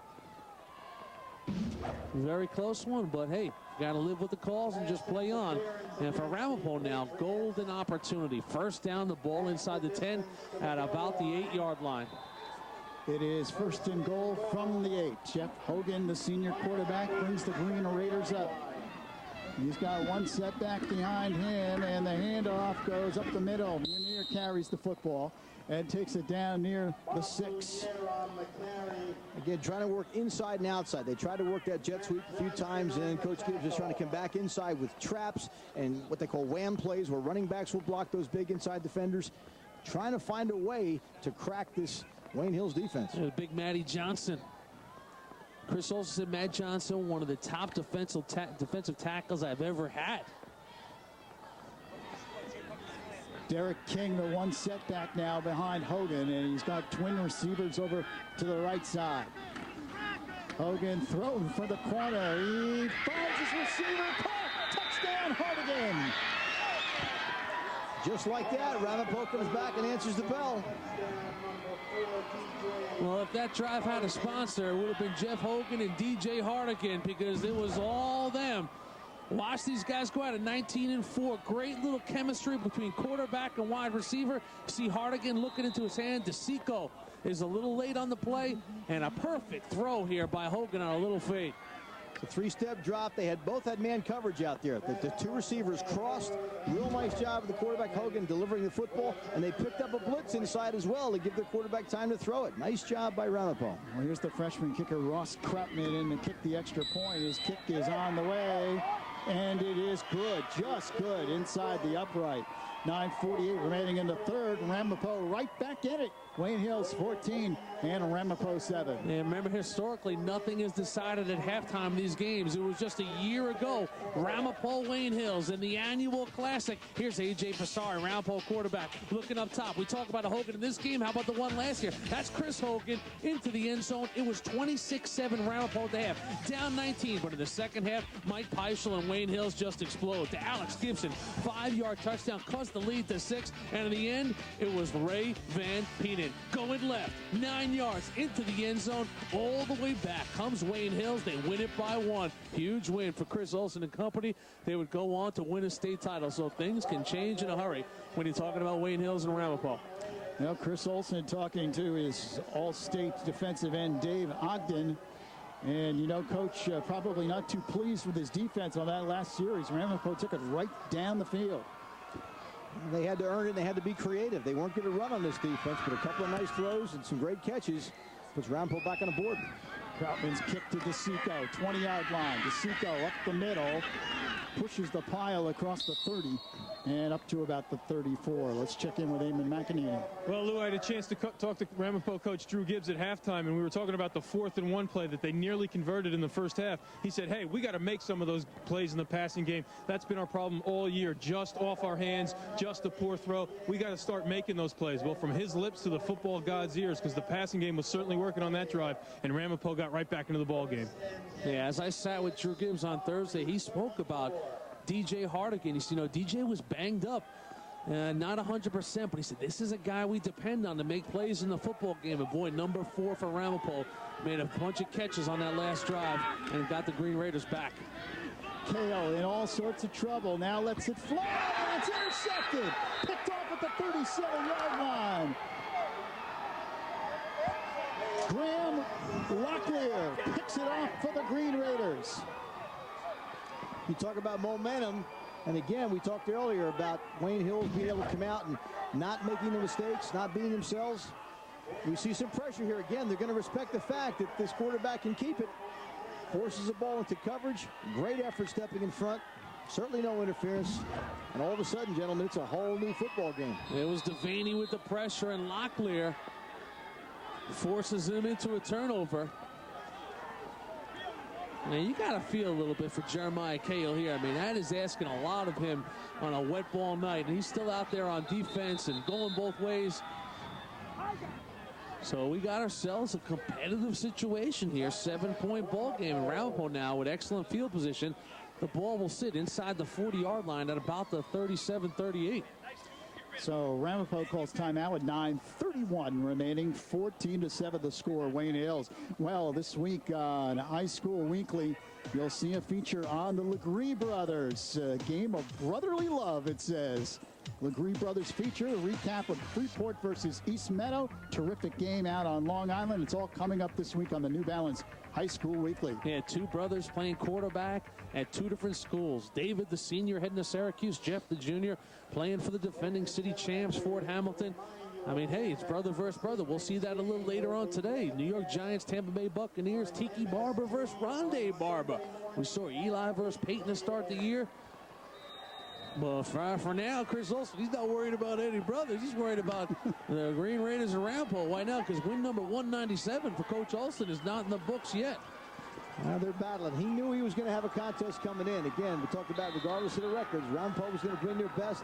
They got the ball, and they're looking to score and tie this thing up. 1st and 10, Green Raiders at the Wayne Hills 37-yard line. Hardigan goes in motion, but they give the inside handoff, nothing doing.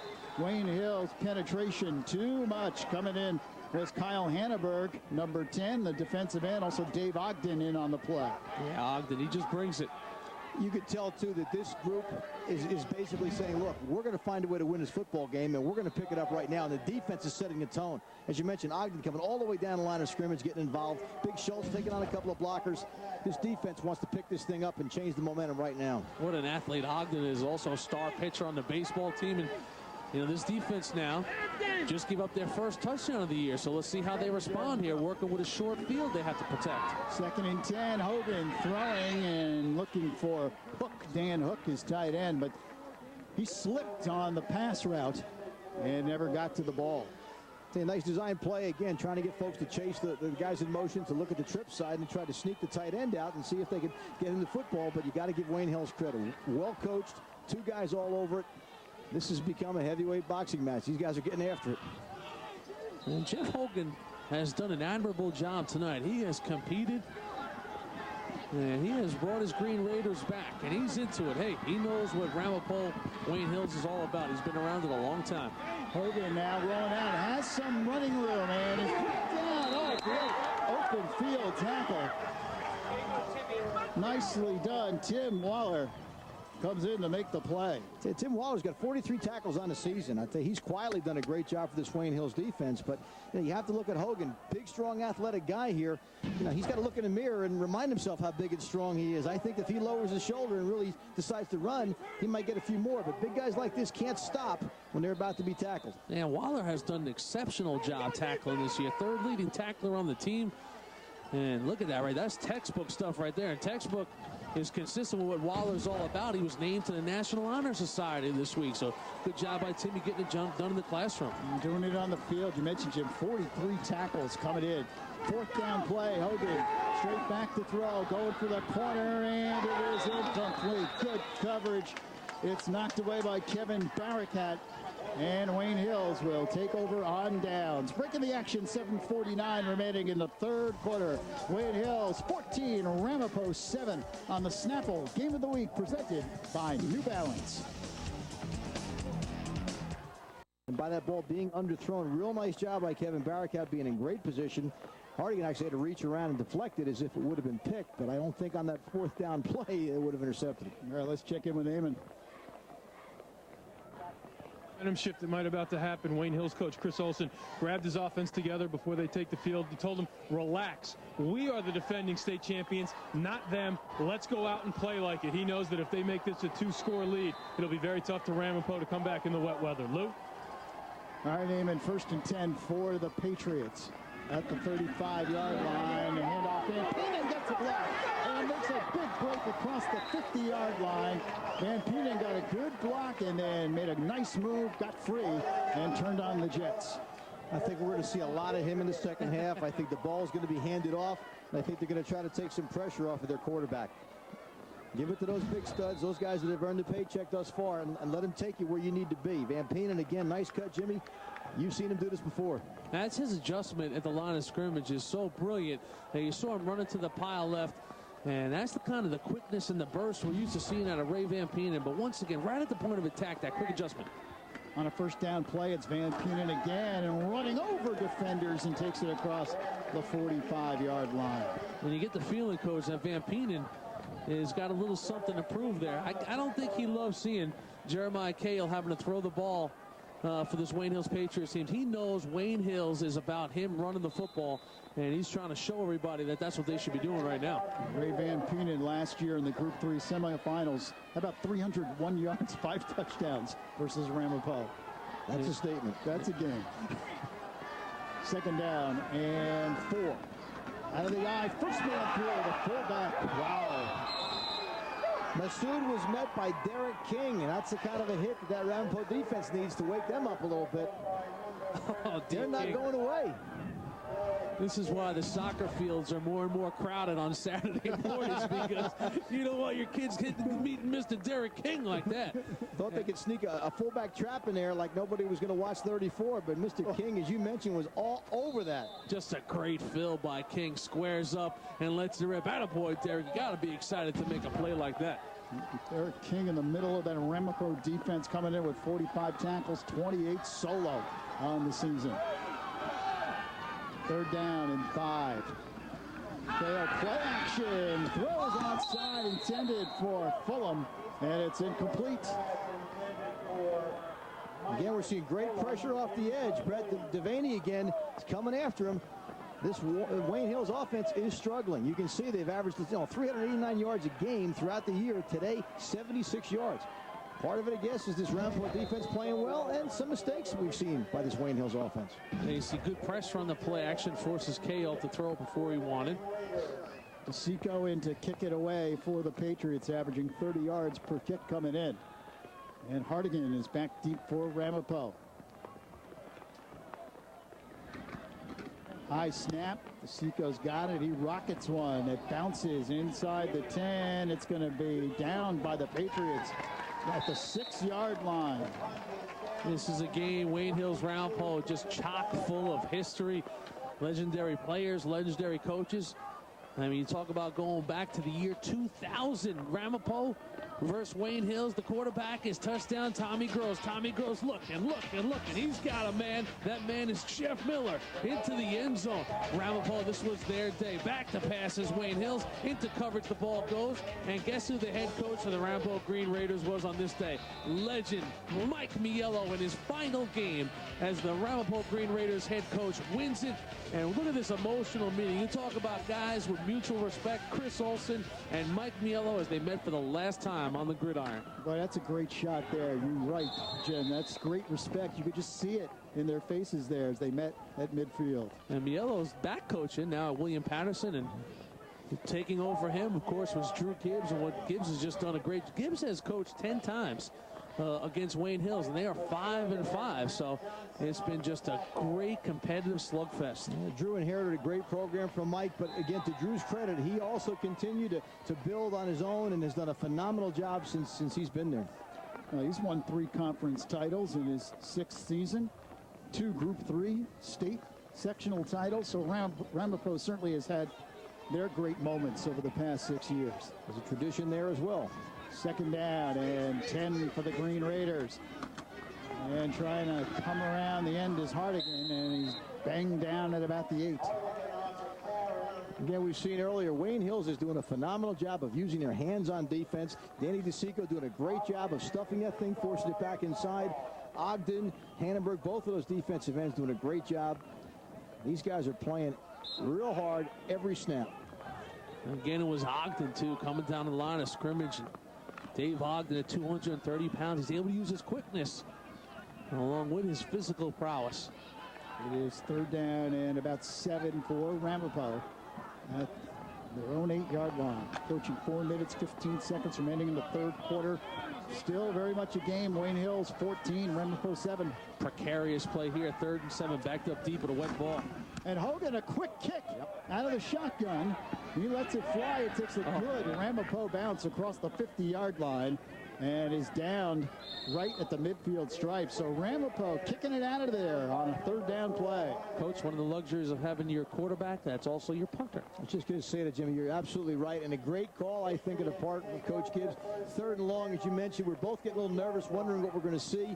You take that nervousness right away. Obviously, it doesn't give Wayne Hills an opportunity to set up any kind of a punt block. It doesn't let him set up any kind of a return. They get the ball out to midfield. They get some breathing room, and I thought it was a great call, really well executed. Now it's up to the Ramapo D. Hey, how about Hogan? That's about, what, 40? Arizari, Keith Arizari, stat man. What do we got on that? 41 yards on the punt. And a wet, sloppy night. Oh, that is just a great play by Mr. Hogan. He's played a nice second half there. Good all-around second half. He stepped up, and again, you learn a lot about players in big games like this. You know, great players and guys with a lot of pride find a way to step up, and we think Hogan's doing that tonight. On the timeout on the field, 3:56 remaining in the third, 14-7. Wayne Hills over Ramapo, and the Snapple High School Game of the Week presented by New Balance is brought to you in part by Schutt Helmets. From the youth to the pros, more athletes choose Schutt Helmets.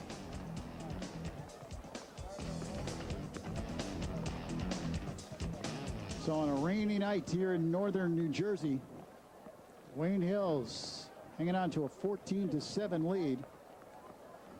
You can see Coach Olson in that offensive huddle. He's challenging that offensive unit to try to get something going. Well, they came into this game, as we mentioned, running for 1,800 yards as a team. And there's still a lot of football to be played left this year, but they have just dominated. All three of their backs have done a phenomenal job of carrying the football. But tonight, again, you got to give some credit to that Ramapo D. They're finding a way to stop this offensive juggernaut. This entire game has been played throughout a steady rain. The rain started right at the beginning of the first quarter and has not let up. Here's Seco coming around the end. Penalty flag on the play, and a great open field tackle by Hardigan. Hardigan taking down a tough customer. I think we're going to get a hold there on wide receiver Mike Fulham, trying to help give his partner the edge. And I think he grabbed. I believe that's the call. How'd you like that open field tackle by Hardigan on DeSico? Listen, it's one of the byproducts of a game like this. You know, in this Franklin Lakes, Wayne area, so many great, outstanding football players. And Ramapo's had a lot of guys play good football tonight. Hardigan is certainly one of them. And you check out the play once again, see if we can pick up the hold. There's the hold right there.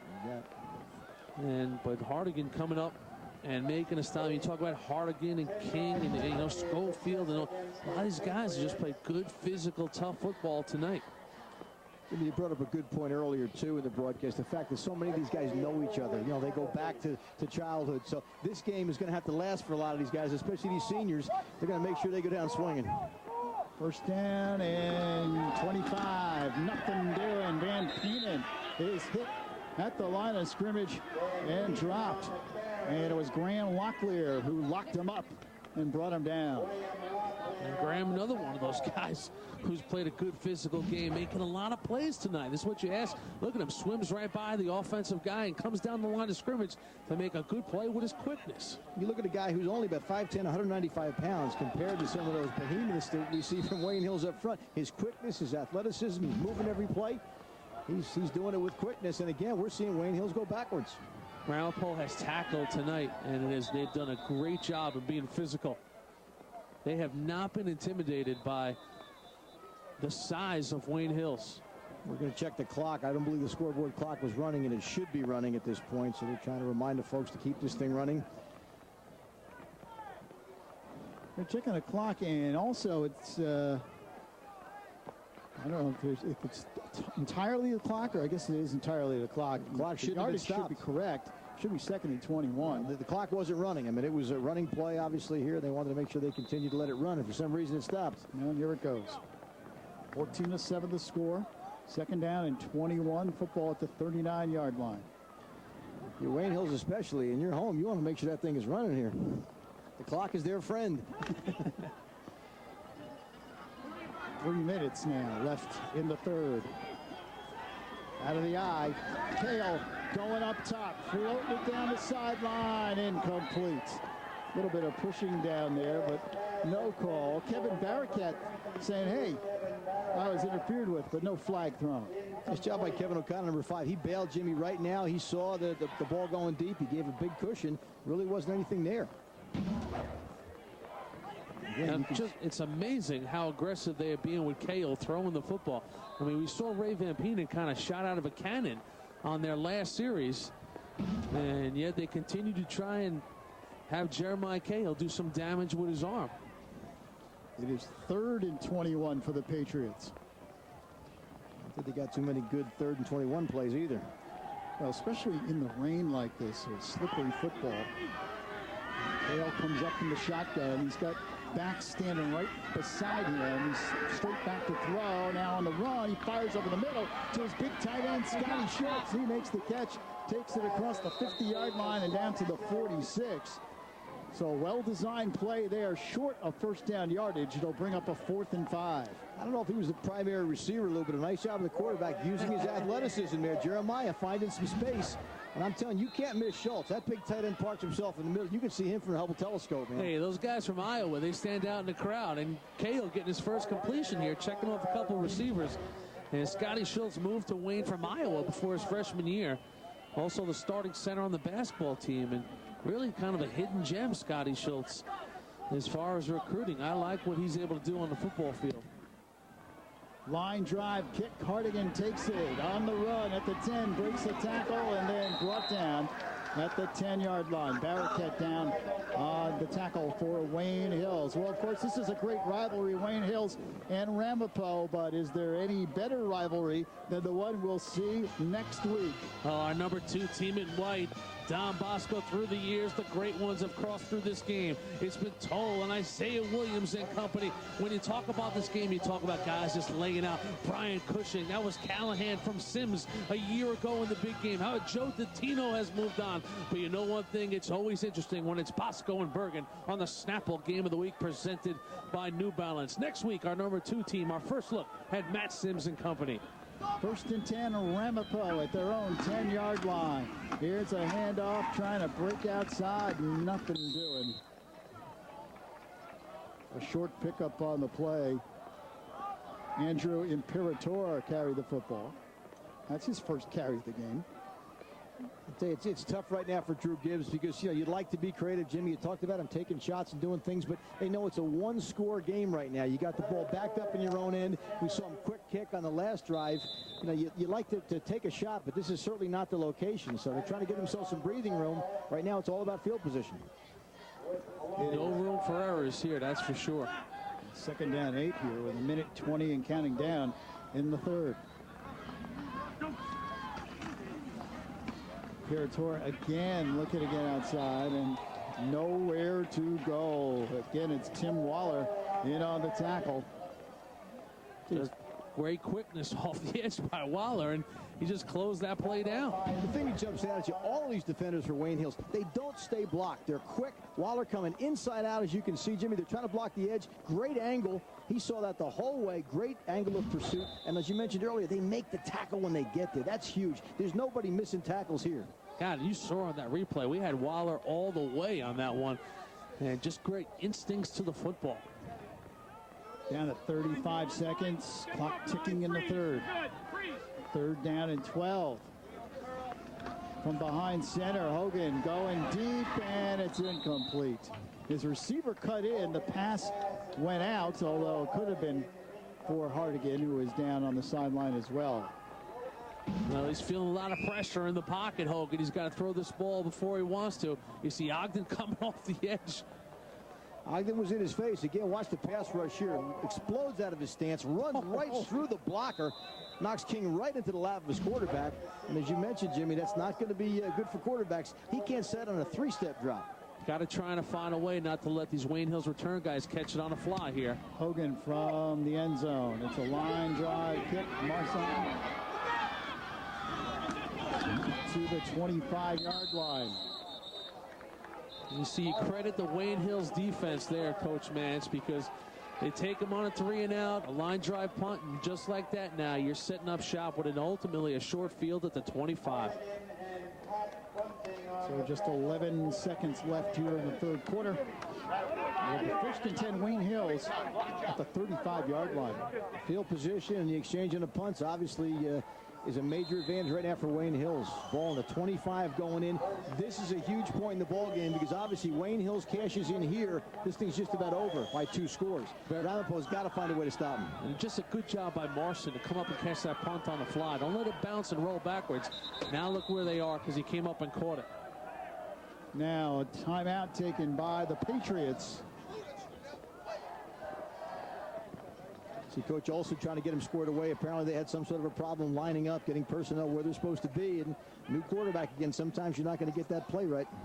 All right, so a timeout with 11 seconds remaining in the third. Hey, News 12 viewers, it's that time of year again. The Challenge begins November 18th in New Jersey, Connecticut, and Long Island. The Challenge, the game show that tests students' knowledge of history, literature, science, and math, debuts in Connecticut and returns to New Jersey for a second straight year. This year, the Challenge celebrates 10 years of showcasing Long Island's best and brightest. Catch the Challenge every Saturday and Sunday, 6:30 and 9:30 p.m. only on News 12. The Challenge, being smart, was never so cool. Well, it's the ultimate challenge now for the Ramapo defense. And really, it's amazing. We're 11 seconds from getting into the fourth quarter. This is only the second time Wayne Hills has been in the red zone. Second time inside the 25-yard line. The first time they were in there, of course, they scored. So it hasn't been a great field position day for Chris Olson, but his defense now has presented him really with a silver platter drive here. 25 yards away from the end zone. 1st and 10 from the 25. Jeremiah Kale at quarterback. Takes the handoff. Hit as he races fumble. Ramapo has recovered. The hit and the fumble recovery by Brett Devaney. And that's one way to stop a drive. Wayne Hill's trying to be creative here, trying to find a way to take advantage of perhaps this Ramapo team being so geared up to stop the quarterback, their running option. And again, figuring that their quarterback, Jeremiah Kale, is going to attract attention. He does, but not a great flip. A great pursuit by the D. We get a turnover. And that's the end of the third quarter. Our score, Wayne Hills 14, Ramapo 7 on the Snapple High School Football Game of the Week, presented by New Balance. Oh, I love their new white tea. It's lighter, full of antioxidants, and decaffeinated. But guys, somebody's got to tell me, what is white tea? White tea is a baby tea leaf, and why it still has naturally life flavor. We packed it. That's it? That's it. New all-natural Snapple white teas, the lightest tasting teas in delicious fruit flavors. We interrupt this program to remind some of you pros out there, this is what practicing like you play looks like.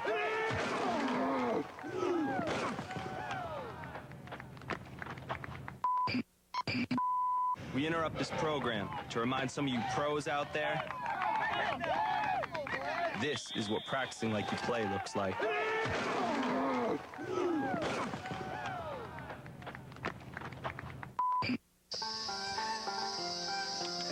Snapple's got...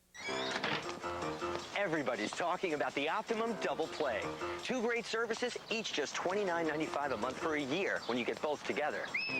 Optimum Online, 5 times faster than DSL and over 250 times faster than dial-up. $29.95 a month. And Optimum Voice, unlimited calling to the U.S., Canada, and Puerto Rico, plus 13 free calling features, just $29.95 a month. You already have the best TV. Now get the best internet and phone service. Plus, the same great products you get at home are now available for your business at the same great price. The Optimum Double Play. Optimum Online and Optimum Voice. Each just $29.95 a month when you get both together. Save $240. Call 1-866-GET-BOTH. Only from Cablevision. How was that? Genius!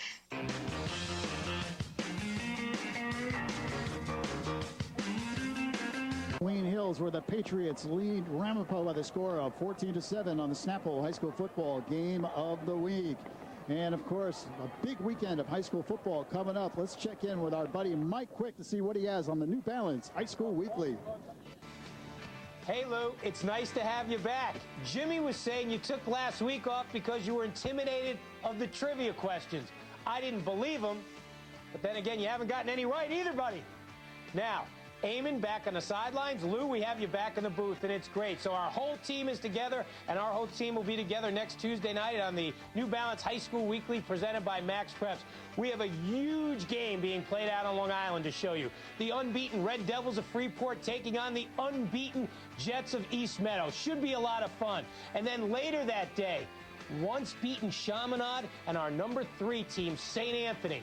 That is a great Long Island weekend. Plus, can you believe it? It's taking us to the third mention to talk about Don Bosco and St. Joe's. St. Joe's trying to save some face, going into the game with 2 losses, see if Tony Karsich's boys can get it jacked up for that one time against the Ironmen of Don Bosco. We have all that. We're going to take a look at Fort Hamilton and Tottenville. Gino will be out on Staten Island. So all that Tuesday night, 10:30. We're all getting set for it. Now, back out we go to our Snapple Game of the Week presented by New Balance, where Lou, good to have you back, Jimmy and Eamon are standing by. Guys? All right, Mike, and there might be some truth to what Jimmy said about taking off last week. Ducking us. Had to get away from that trivia question. And you take a look at this last play on the turnover, and once again, it's number 42 for Ramapo, Graham Locklear. Coach, look at the penetration. He blows the whole play up. He does. He gets to it, deflects the football as they're trying to pitch it, and again, 23's all over that thing. Brett Devaney's had himself a heck of a football game. Somebody didn't tell Ramapo they were supposed to get waxed in this game. And Graham Locklear has just played. His quickness has been a real factor in this ball game today. I mean, never going to be the biggest guy when he lines up 5'11", under 200 pounds, and he's lining up over them big horses up front. Maybe watch the sudden change here, see if Ramapo's got a gadget in the bag. 1st and 10 from the 35-yard line for the Green Raiders. Movement, and a penalty flag is thrown as the 4th quarter gets underway. 4th and final stanza. Hey, Ramapo's going. False start against the offense. So now it'll be 1st and 15, but Drew Gibbs, if you would have told him on Thursday you can get to the 4th quarter down 7, he probably would have took it. Well, hey, of course, he wants a shot. You know that there's a one-score situation here. You have a chance to win this football game. I'm sure he's proud of his guys, but at the same time, he's not going to be excited about giving 5 quick ones back like that. 1st and 15 for Ramapo. The way the Green Raiders offense has sputtered this year, Coach not happy about that. There's a lot of pressure on Jeff Hogan because their running game has really been non-existent. It is 1st and 15. Here's a shovel pass, and the ball is loose. Now, Wayne Hills is going to say they got the ball, but it looked like it was a forward pass, so Wayne Hills simply incomplete. Right. One of the advantages of running that type of play, it's sort of like an option, it's sort of like a lateral, but you have the ability that ball goes on the ground. The officials will consider it an incomplete forward pass. And, they dodge a bullet here. Remember the first time you were watching a football game on the NFL and you saw this play and the ball hit the carpet, you thought you had yourself a turnover. And you said, wait a minute, okay, the ball goes forward, it's an incomplete pass. We've seen so many of the colleges starting to use this type of offense to do this kind of stuff out of the shotgun. You're seeing it all over the place. 2nd down, 15 for Ramapo from the 30-yard line. One setback now behind Jeff Hogan, and Hogan on a quick drop flips it outside. It's a double pass, and the pass downfield is complete. Pickup of about 9 yards on the plays. Seamus Schofield makes the catch. Big tight end was a target, and again, the linebacker fall all over it. It's a nice play, but just not quite deep enough. I'm sure they'd like to get the ball down the field and take a shot like that, but nice execution, good throw at both ends, nice catch. Let's see Fulham on the tackle. It'll bring up a 3rd and 1. With Matt Arnold on the 2nd pass. Really a backward pass so he could have the ability to throw the 2nd. And Schofield, the guy who had the high ankle sprain a couple weeks ago, just getting back in there, drawing some interest from Temple and some 1AA schools. They like his size and ability. On a 3rd and 1. Oh, ball still loose. Wayne Hill says they've got it. And things are getting awfully slippery out there here in the 4th quarter. The Patriots now come up with the turnover. So after the big double pass play, the Green Raiders cough up the ball. I'll have to see this on a replay. It was hard to see if the timing got a little bit out of whack. Hogan looked like he never was able to get that football placed into his running back's hands. I don't know if that ball was ever squeezed. We'll have to see it here. Now, again, it looked like we had some slippage in the backfield, and I think because of the running back slipping, not sure who that was, if that was or not, but he did not get the handle on it. And a big turnover. Wayne Hills again with a chance to put this thing out of reach. Let's check in with Eamon. Well, Lou, Scott Schultz keeps his Iowa roots close to him, as Jimmy was talking about. He wears his eye black, the area code for his hometown in Iowa, 319, stealing that trend from Reggie Bush. But Jimmy mentioned a big big product from Iowa coming here to New Jersey, and he keeps his Hawkeye roots close to him, and he told me he's a huge Hawkeye fan, but he's getting it done for the Patriots tonight. Luke. All right, Eamon, there is Scott Schultz. The Hawkeyes might want to sink their teeth into him. Bring him home. Right. Kirk Ferentz going to be calling him up. He's a big, good-looking kid. Athletic, nasty. John Madden likes the grass in the helmet.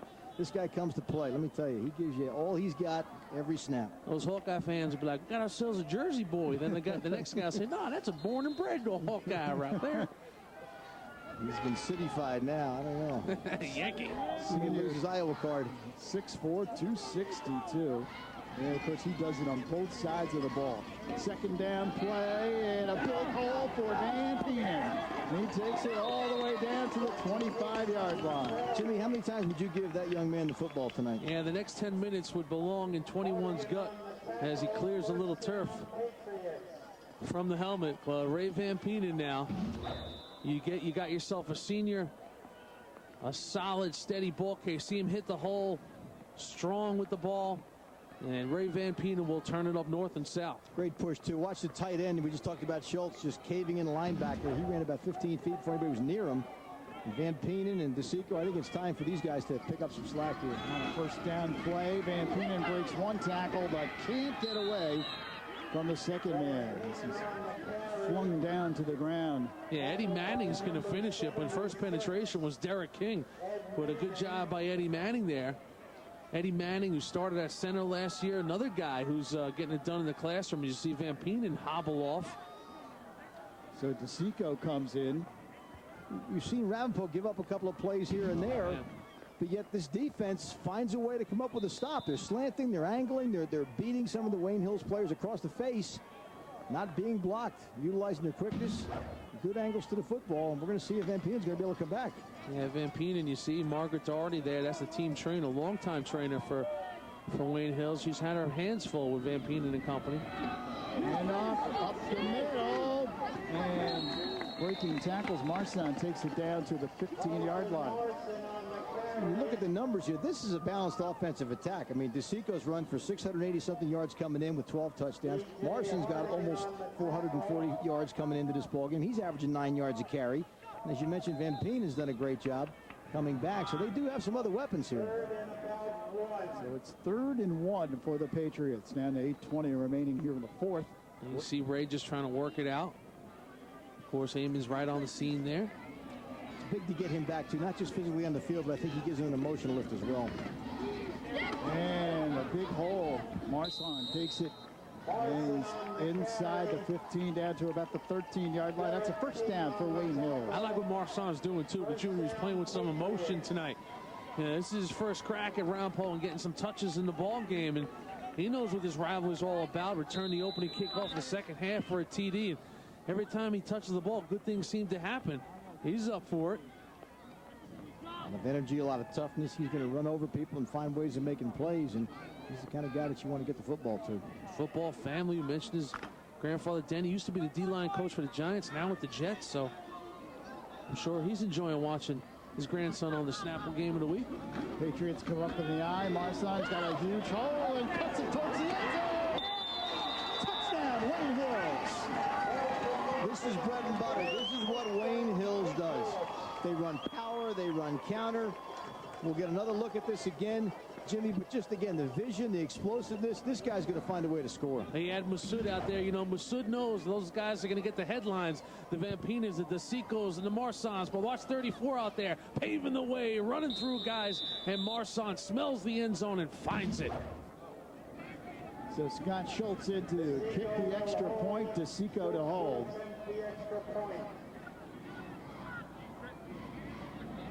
Snap good, kick is on the way, and it is good. Breaking the action, 7:37 remaining fourth quarter. Wayne Hills 21, Ramapo 7 on the Snapple High School Football Game of the Week.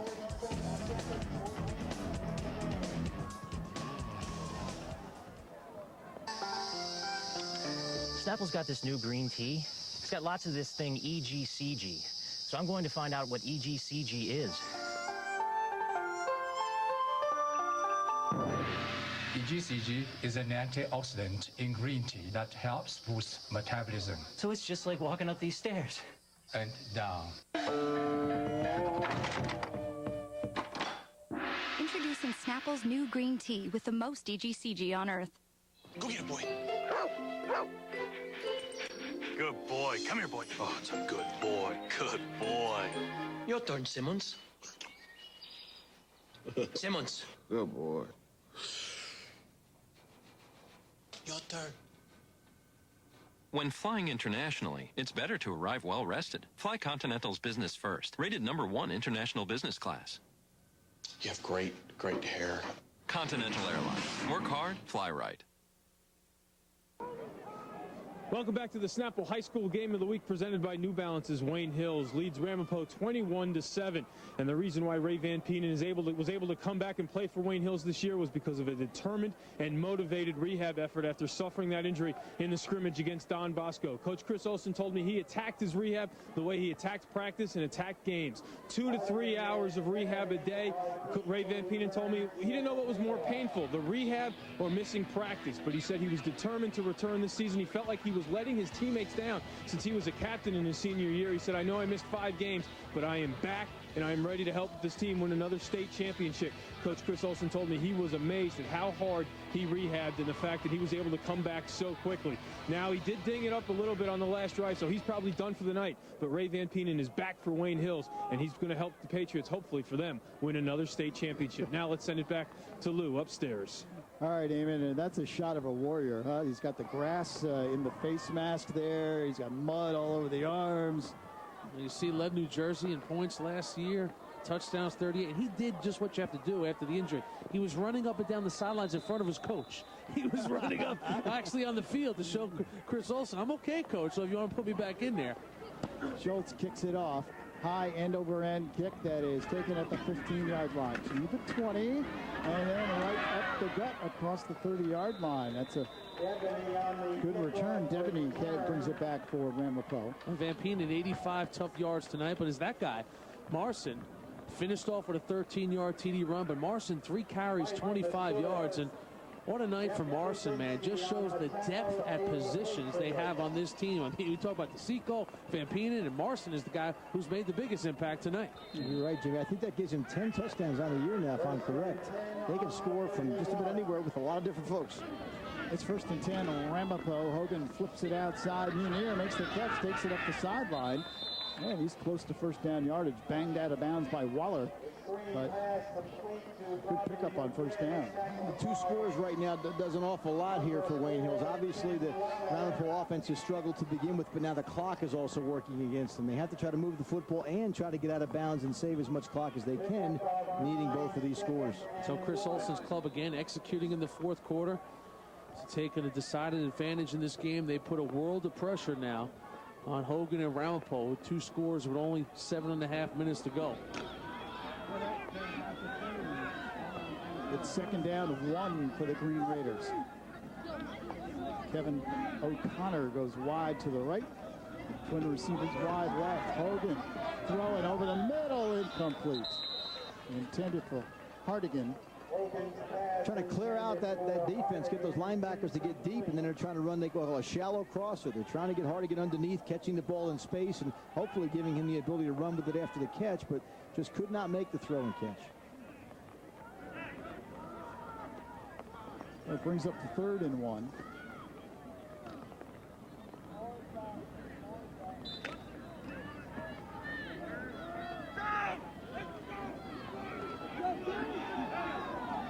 Full house backfield for Ramapo.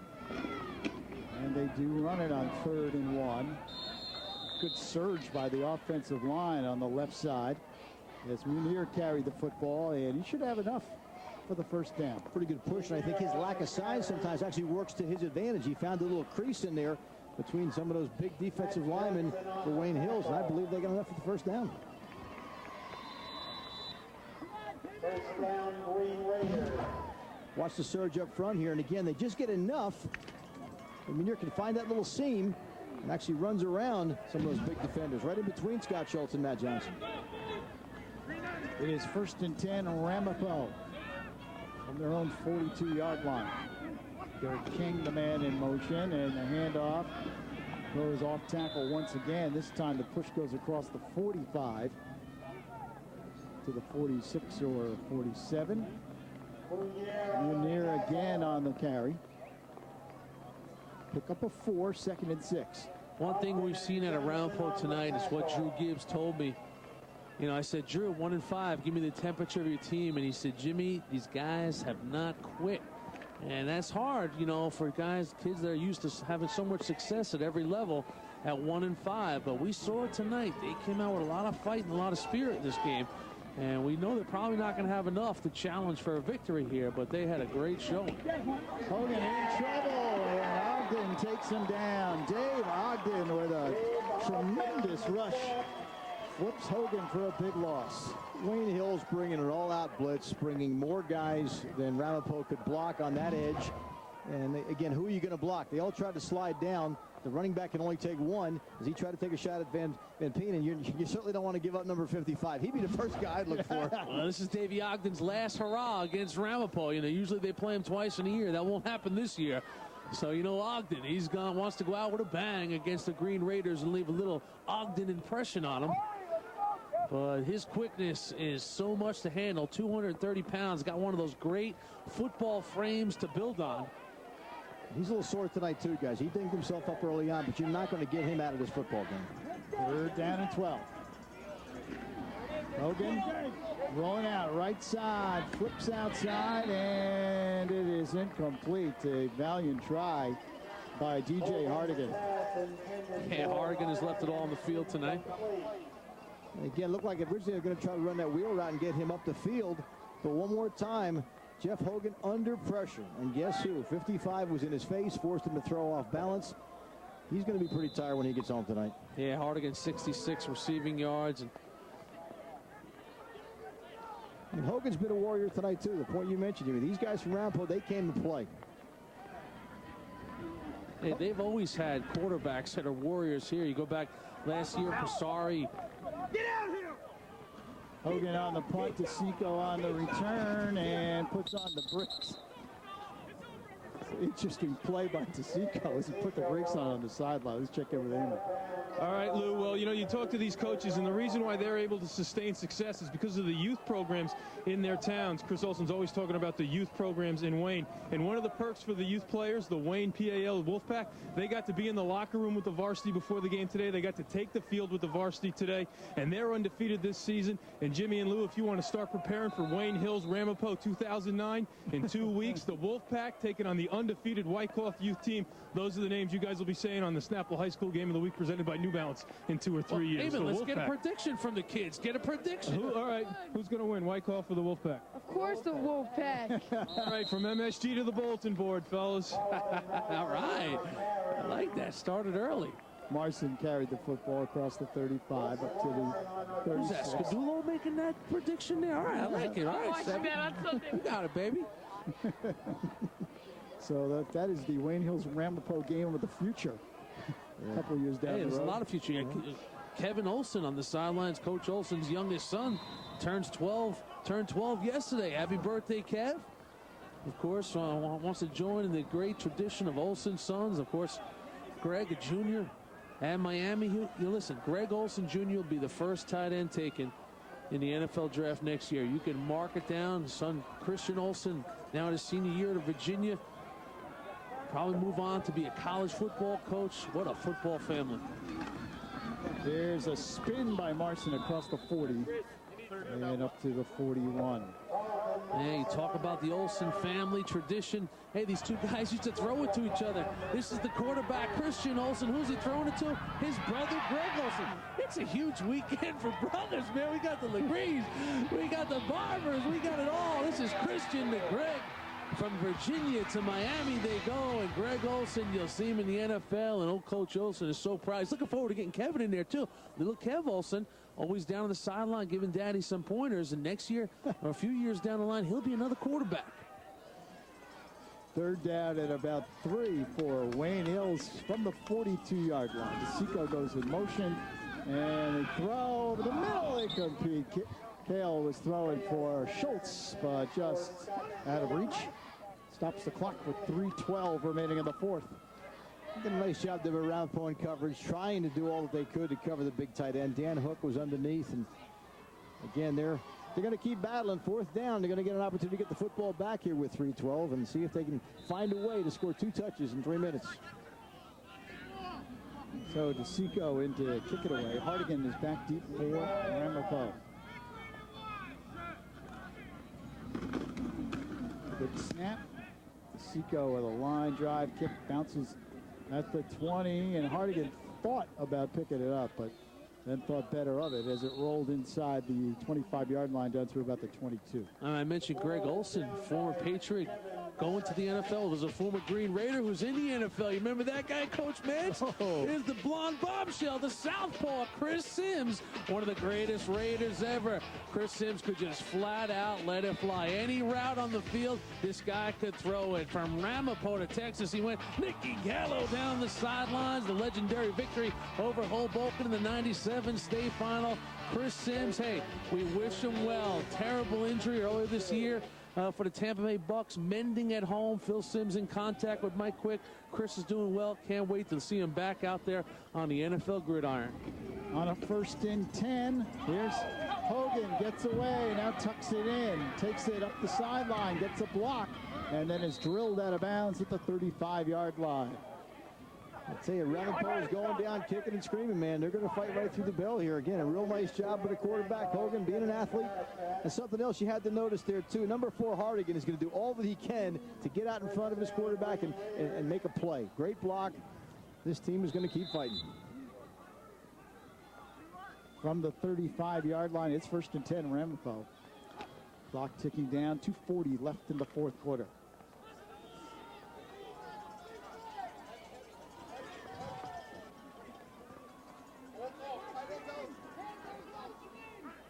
From the shotgun, Hogan straight back to throw, steps up, has plenty of protection, throws over the middle, it's intercepted. It is picked off at the 45-yard line and then brought down the sideline by Dan DeSico. DeSico is 3rd interception of the season. Hogan trying to force something, trying to make something happen, trying to give his team a chance to score, throwing the ball into coverage. And as you mentioned, Lou, DeSico doing a real nice job there. He'll step in front of this.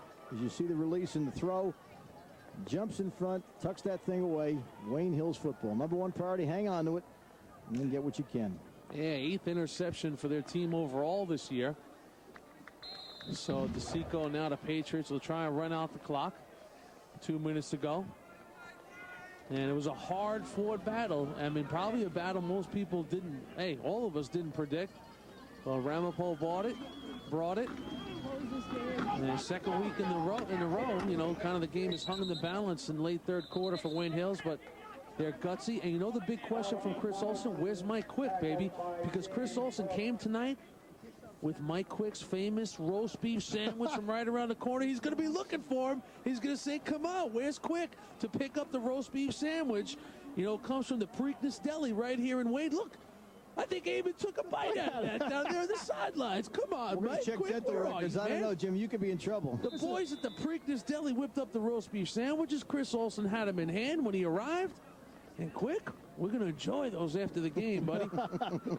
Now, he never forgets the roast beef sandwich. Last year, boys, 2005 state final, he had his son Greg, tight end of Miami, we're just talking about, deliver the roast beef sandwiches to Mike Quick on the sidelines.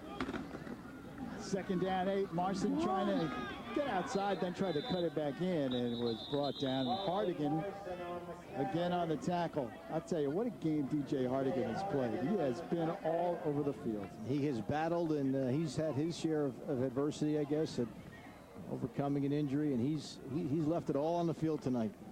Yeah, another one of the seniors for Ramapo. And they'll be disappointed, but you know what? And they got their money's worth out there tonight. They were not embarrassed. They came to play. And that's all that, you know, Drew Gibbs could ask those kids. And you know one thing about Drew Gibbs. He'll be proud of his guys tonight for the effort they put out there on the field. This is our number 4 team. This is a team that had come in Wayne Hills that had won 23 consecutive games, back-to-back state titles. And Drew Gibbs' team at 1-5, undermanned, you know, having trouble finishing games. And they really brought it against our number 4 team tonight and gave them a lot they could handle on a tough night to play football.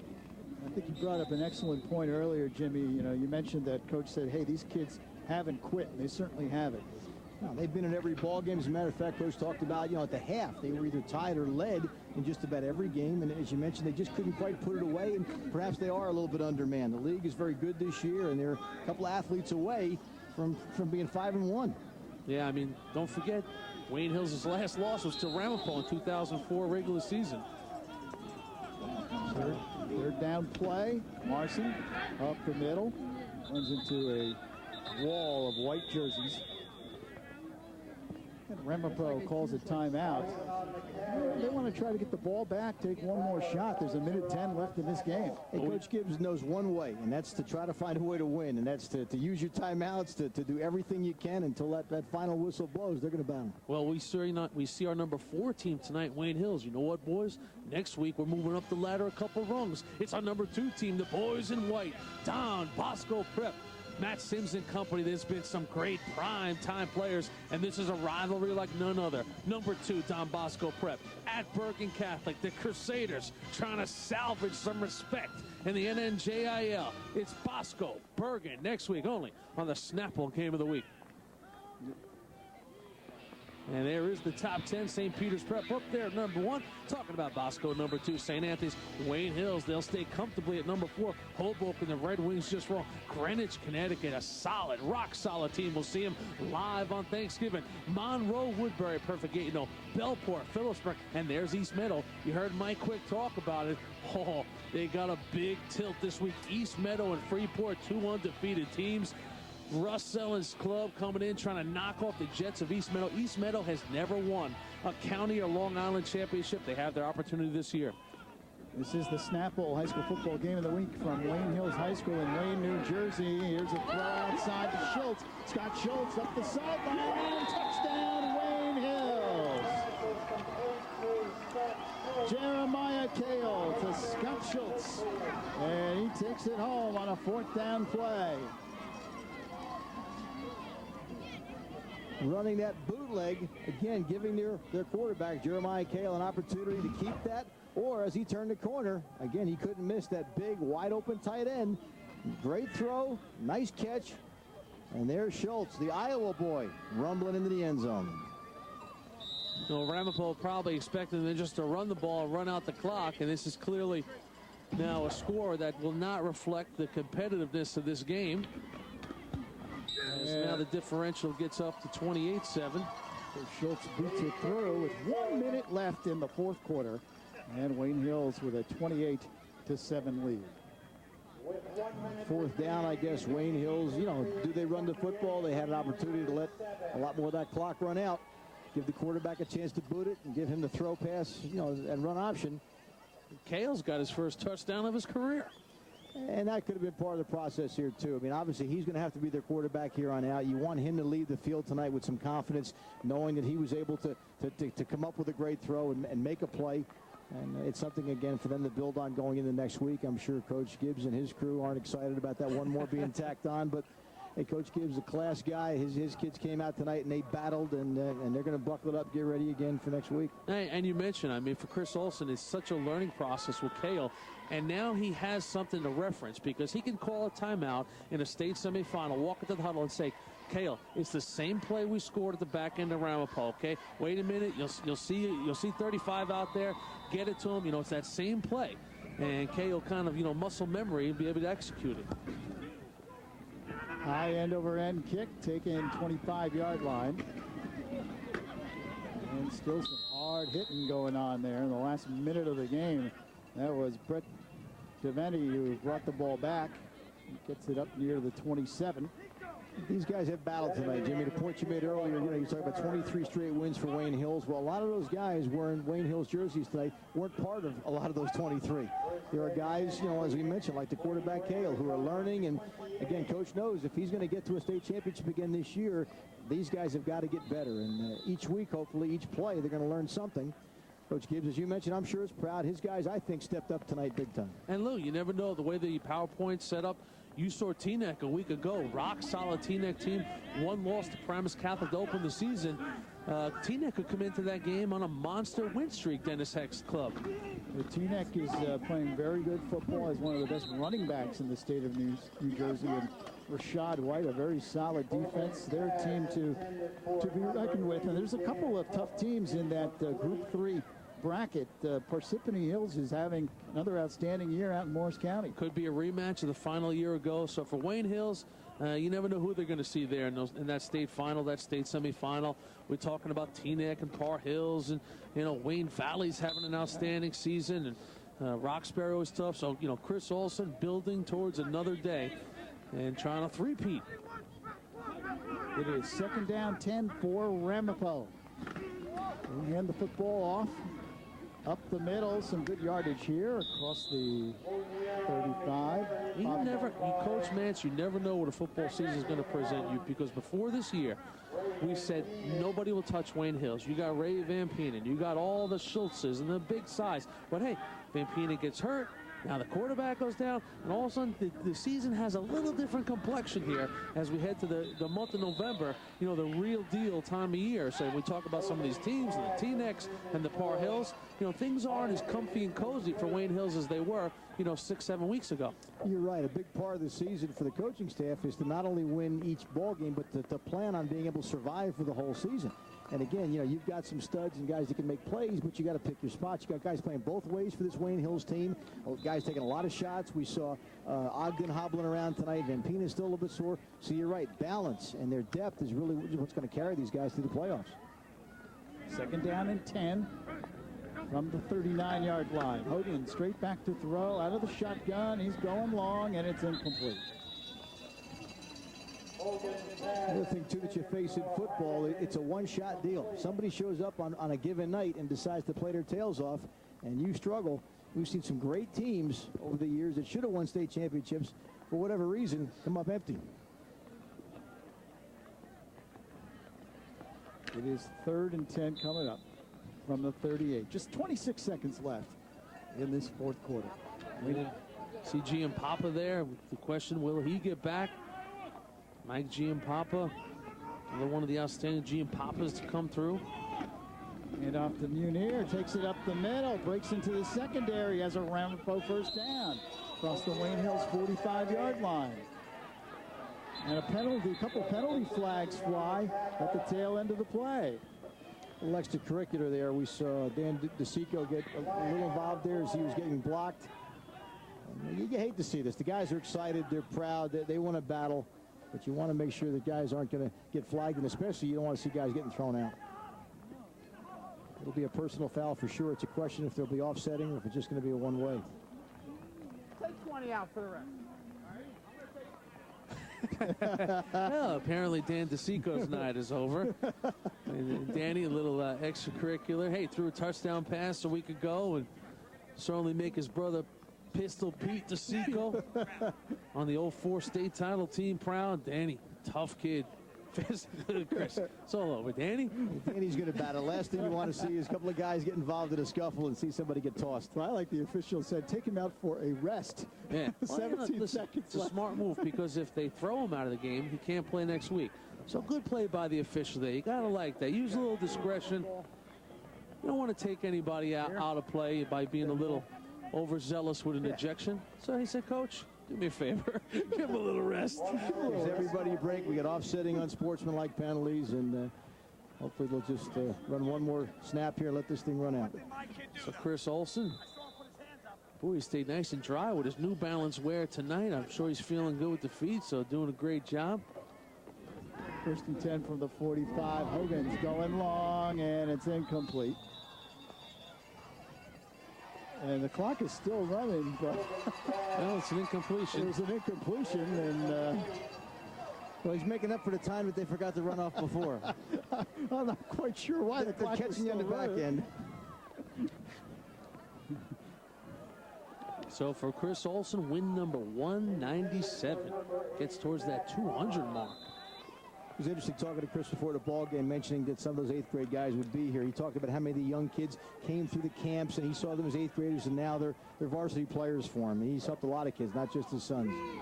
Well, this will be the last play of the game. 2nd down and 10. Here's Hogan Looking, now steps up, lets it fly, incomplete. And that will do it. So, game over. Wayne Hills extends their winning streak to 24 straight. They defeat Ramapo 28-7, and we'll be back with more on the Snapple High School Football Game of the Week.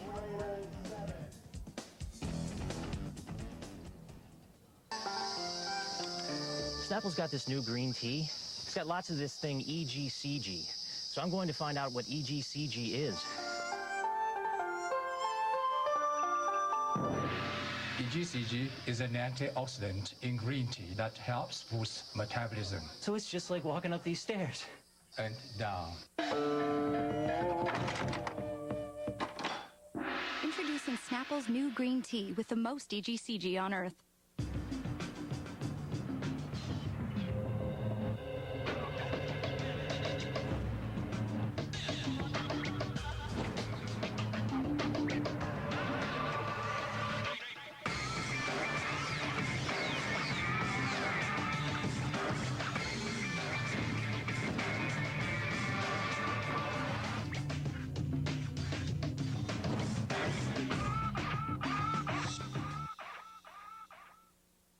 Snapple, I love their new white tea. It's lighter. Oh, this one has high ceilings. Yeah. Nice. Hey, we can put a pool out here. Oh, look, a fireplace. Yeah. Fireplace.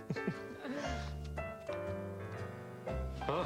Stainless steel appliances. Yeah, nice. Track lighting. I got the munchies. I think I'm gonna make a sandwich.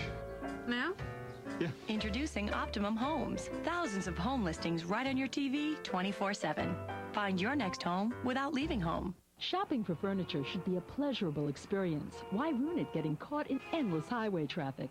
Visit Myella Furniture in Hawthorne, the family furniture store that gives you more. More quality, better selection, top-name brands, and superior service at a fair price. See our large display of living room, dining room, and bedroom furniture, home accessories, bedding, carpeting, and curio departments. Delivery and setups are always free. For enjoyable, personalized service, visit Frank or Dave at Myella Furniture in Hawthorne. Once again, Wayne Hills 28, Ramapo 7. The Patriots extend their winning streak to 24 consecutive games. So a huge win for Wayne Hills. And the Snapple High School Game of the Week, presented by New Balance, is brought to you in part by Shutt Helmets. From the youth to the pros, more athletes choose Shutt Helmets. Well, Eamon McAnaney is standing by with our Snapple Player of the Game. Eamon? Well, Lou, with 2 second-half touchdowns, our Snapple Game of the Week MVP is Wayne Hills Jr. Carlton Marson, so he gets the plaque and the hat. Carlton, grab that. Congratulations. Give us a sense of what this means for a kid growing up in Wayne to come out and have a game like this in the Wayne Hills-Ramapo rivalry. Well, Coach Olson, I mean, he's definitely, definitely the best coach that's ever coached me. And I mean, in the locker room at halftime, I mean, what he said, that's definitely classified information. But he basically went in there, told us that someone needs to step up. We weren't really looking too good on offense. Someone had to step up. And I talked to Danny before the right before the kickoff, and he said, Carlton, we got to get to the house. And he went out there, lead block, and I guess just took it to the house. All right, someone had to step up, and you did on the kickoff. Take us through that play once you went out there and made a play and stepped up. Well, as soon as I got the ball, I just looked ahead. I mean, I trusted my guys. I trusted Danny to go out there and make lead blocks. I just trusted the whole team. I mean, as soon as I got the ball, I looked to the left, looked to the right. I mean, I saw the right open. I just ran to the right. I saw an opening to the left, just ran it back to the left, and just kept running, didn't stop. A great play in Wayne Hills history. And Lou, we mentioned the 319 for Scott Schultz, the Iowa area code. Let's look right closely there, 217. Another Midwest export. Carlton has some Illinois roots. And one last thing, Coach Denny Marson of the Jets has some more tape to watch. Not only does he have to get ready for the Browns, he's got to watch the Snapple High School Game of the Week to see his grandson. Lou?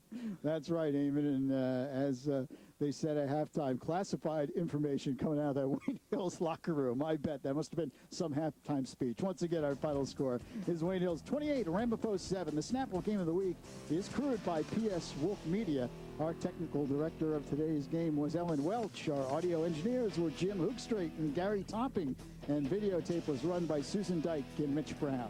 Everything you want or need to know about the Tri-State High School scene is covered by our man Mike Quick. Watch New Balance High School Weekly, presented by Max Preps every Tuesday night at 10:30. And we've got more exciting high school football action coming your way next week with another great New Jersey rivalry game when Don Bosco Prep takes on Bergen Catholic, presented by New Balance. That's Sunday at 8 a.m. on MSG. Thanks for tuning in to high school football on MSG. For Eamon McAnaney, Rick Mantz, and Jimmy Cavallo, I'm Lou Brogno. See you next week.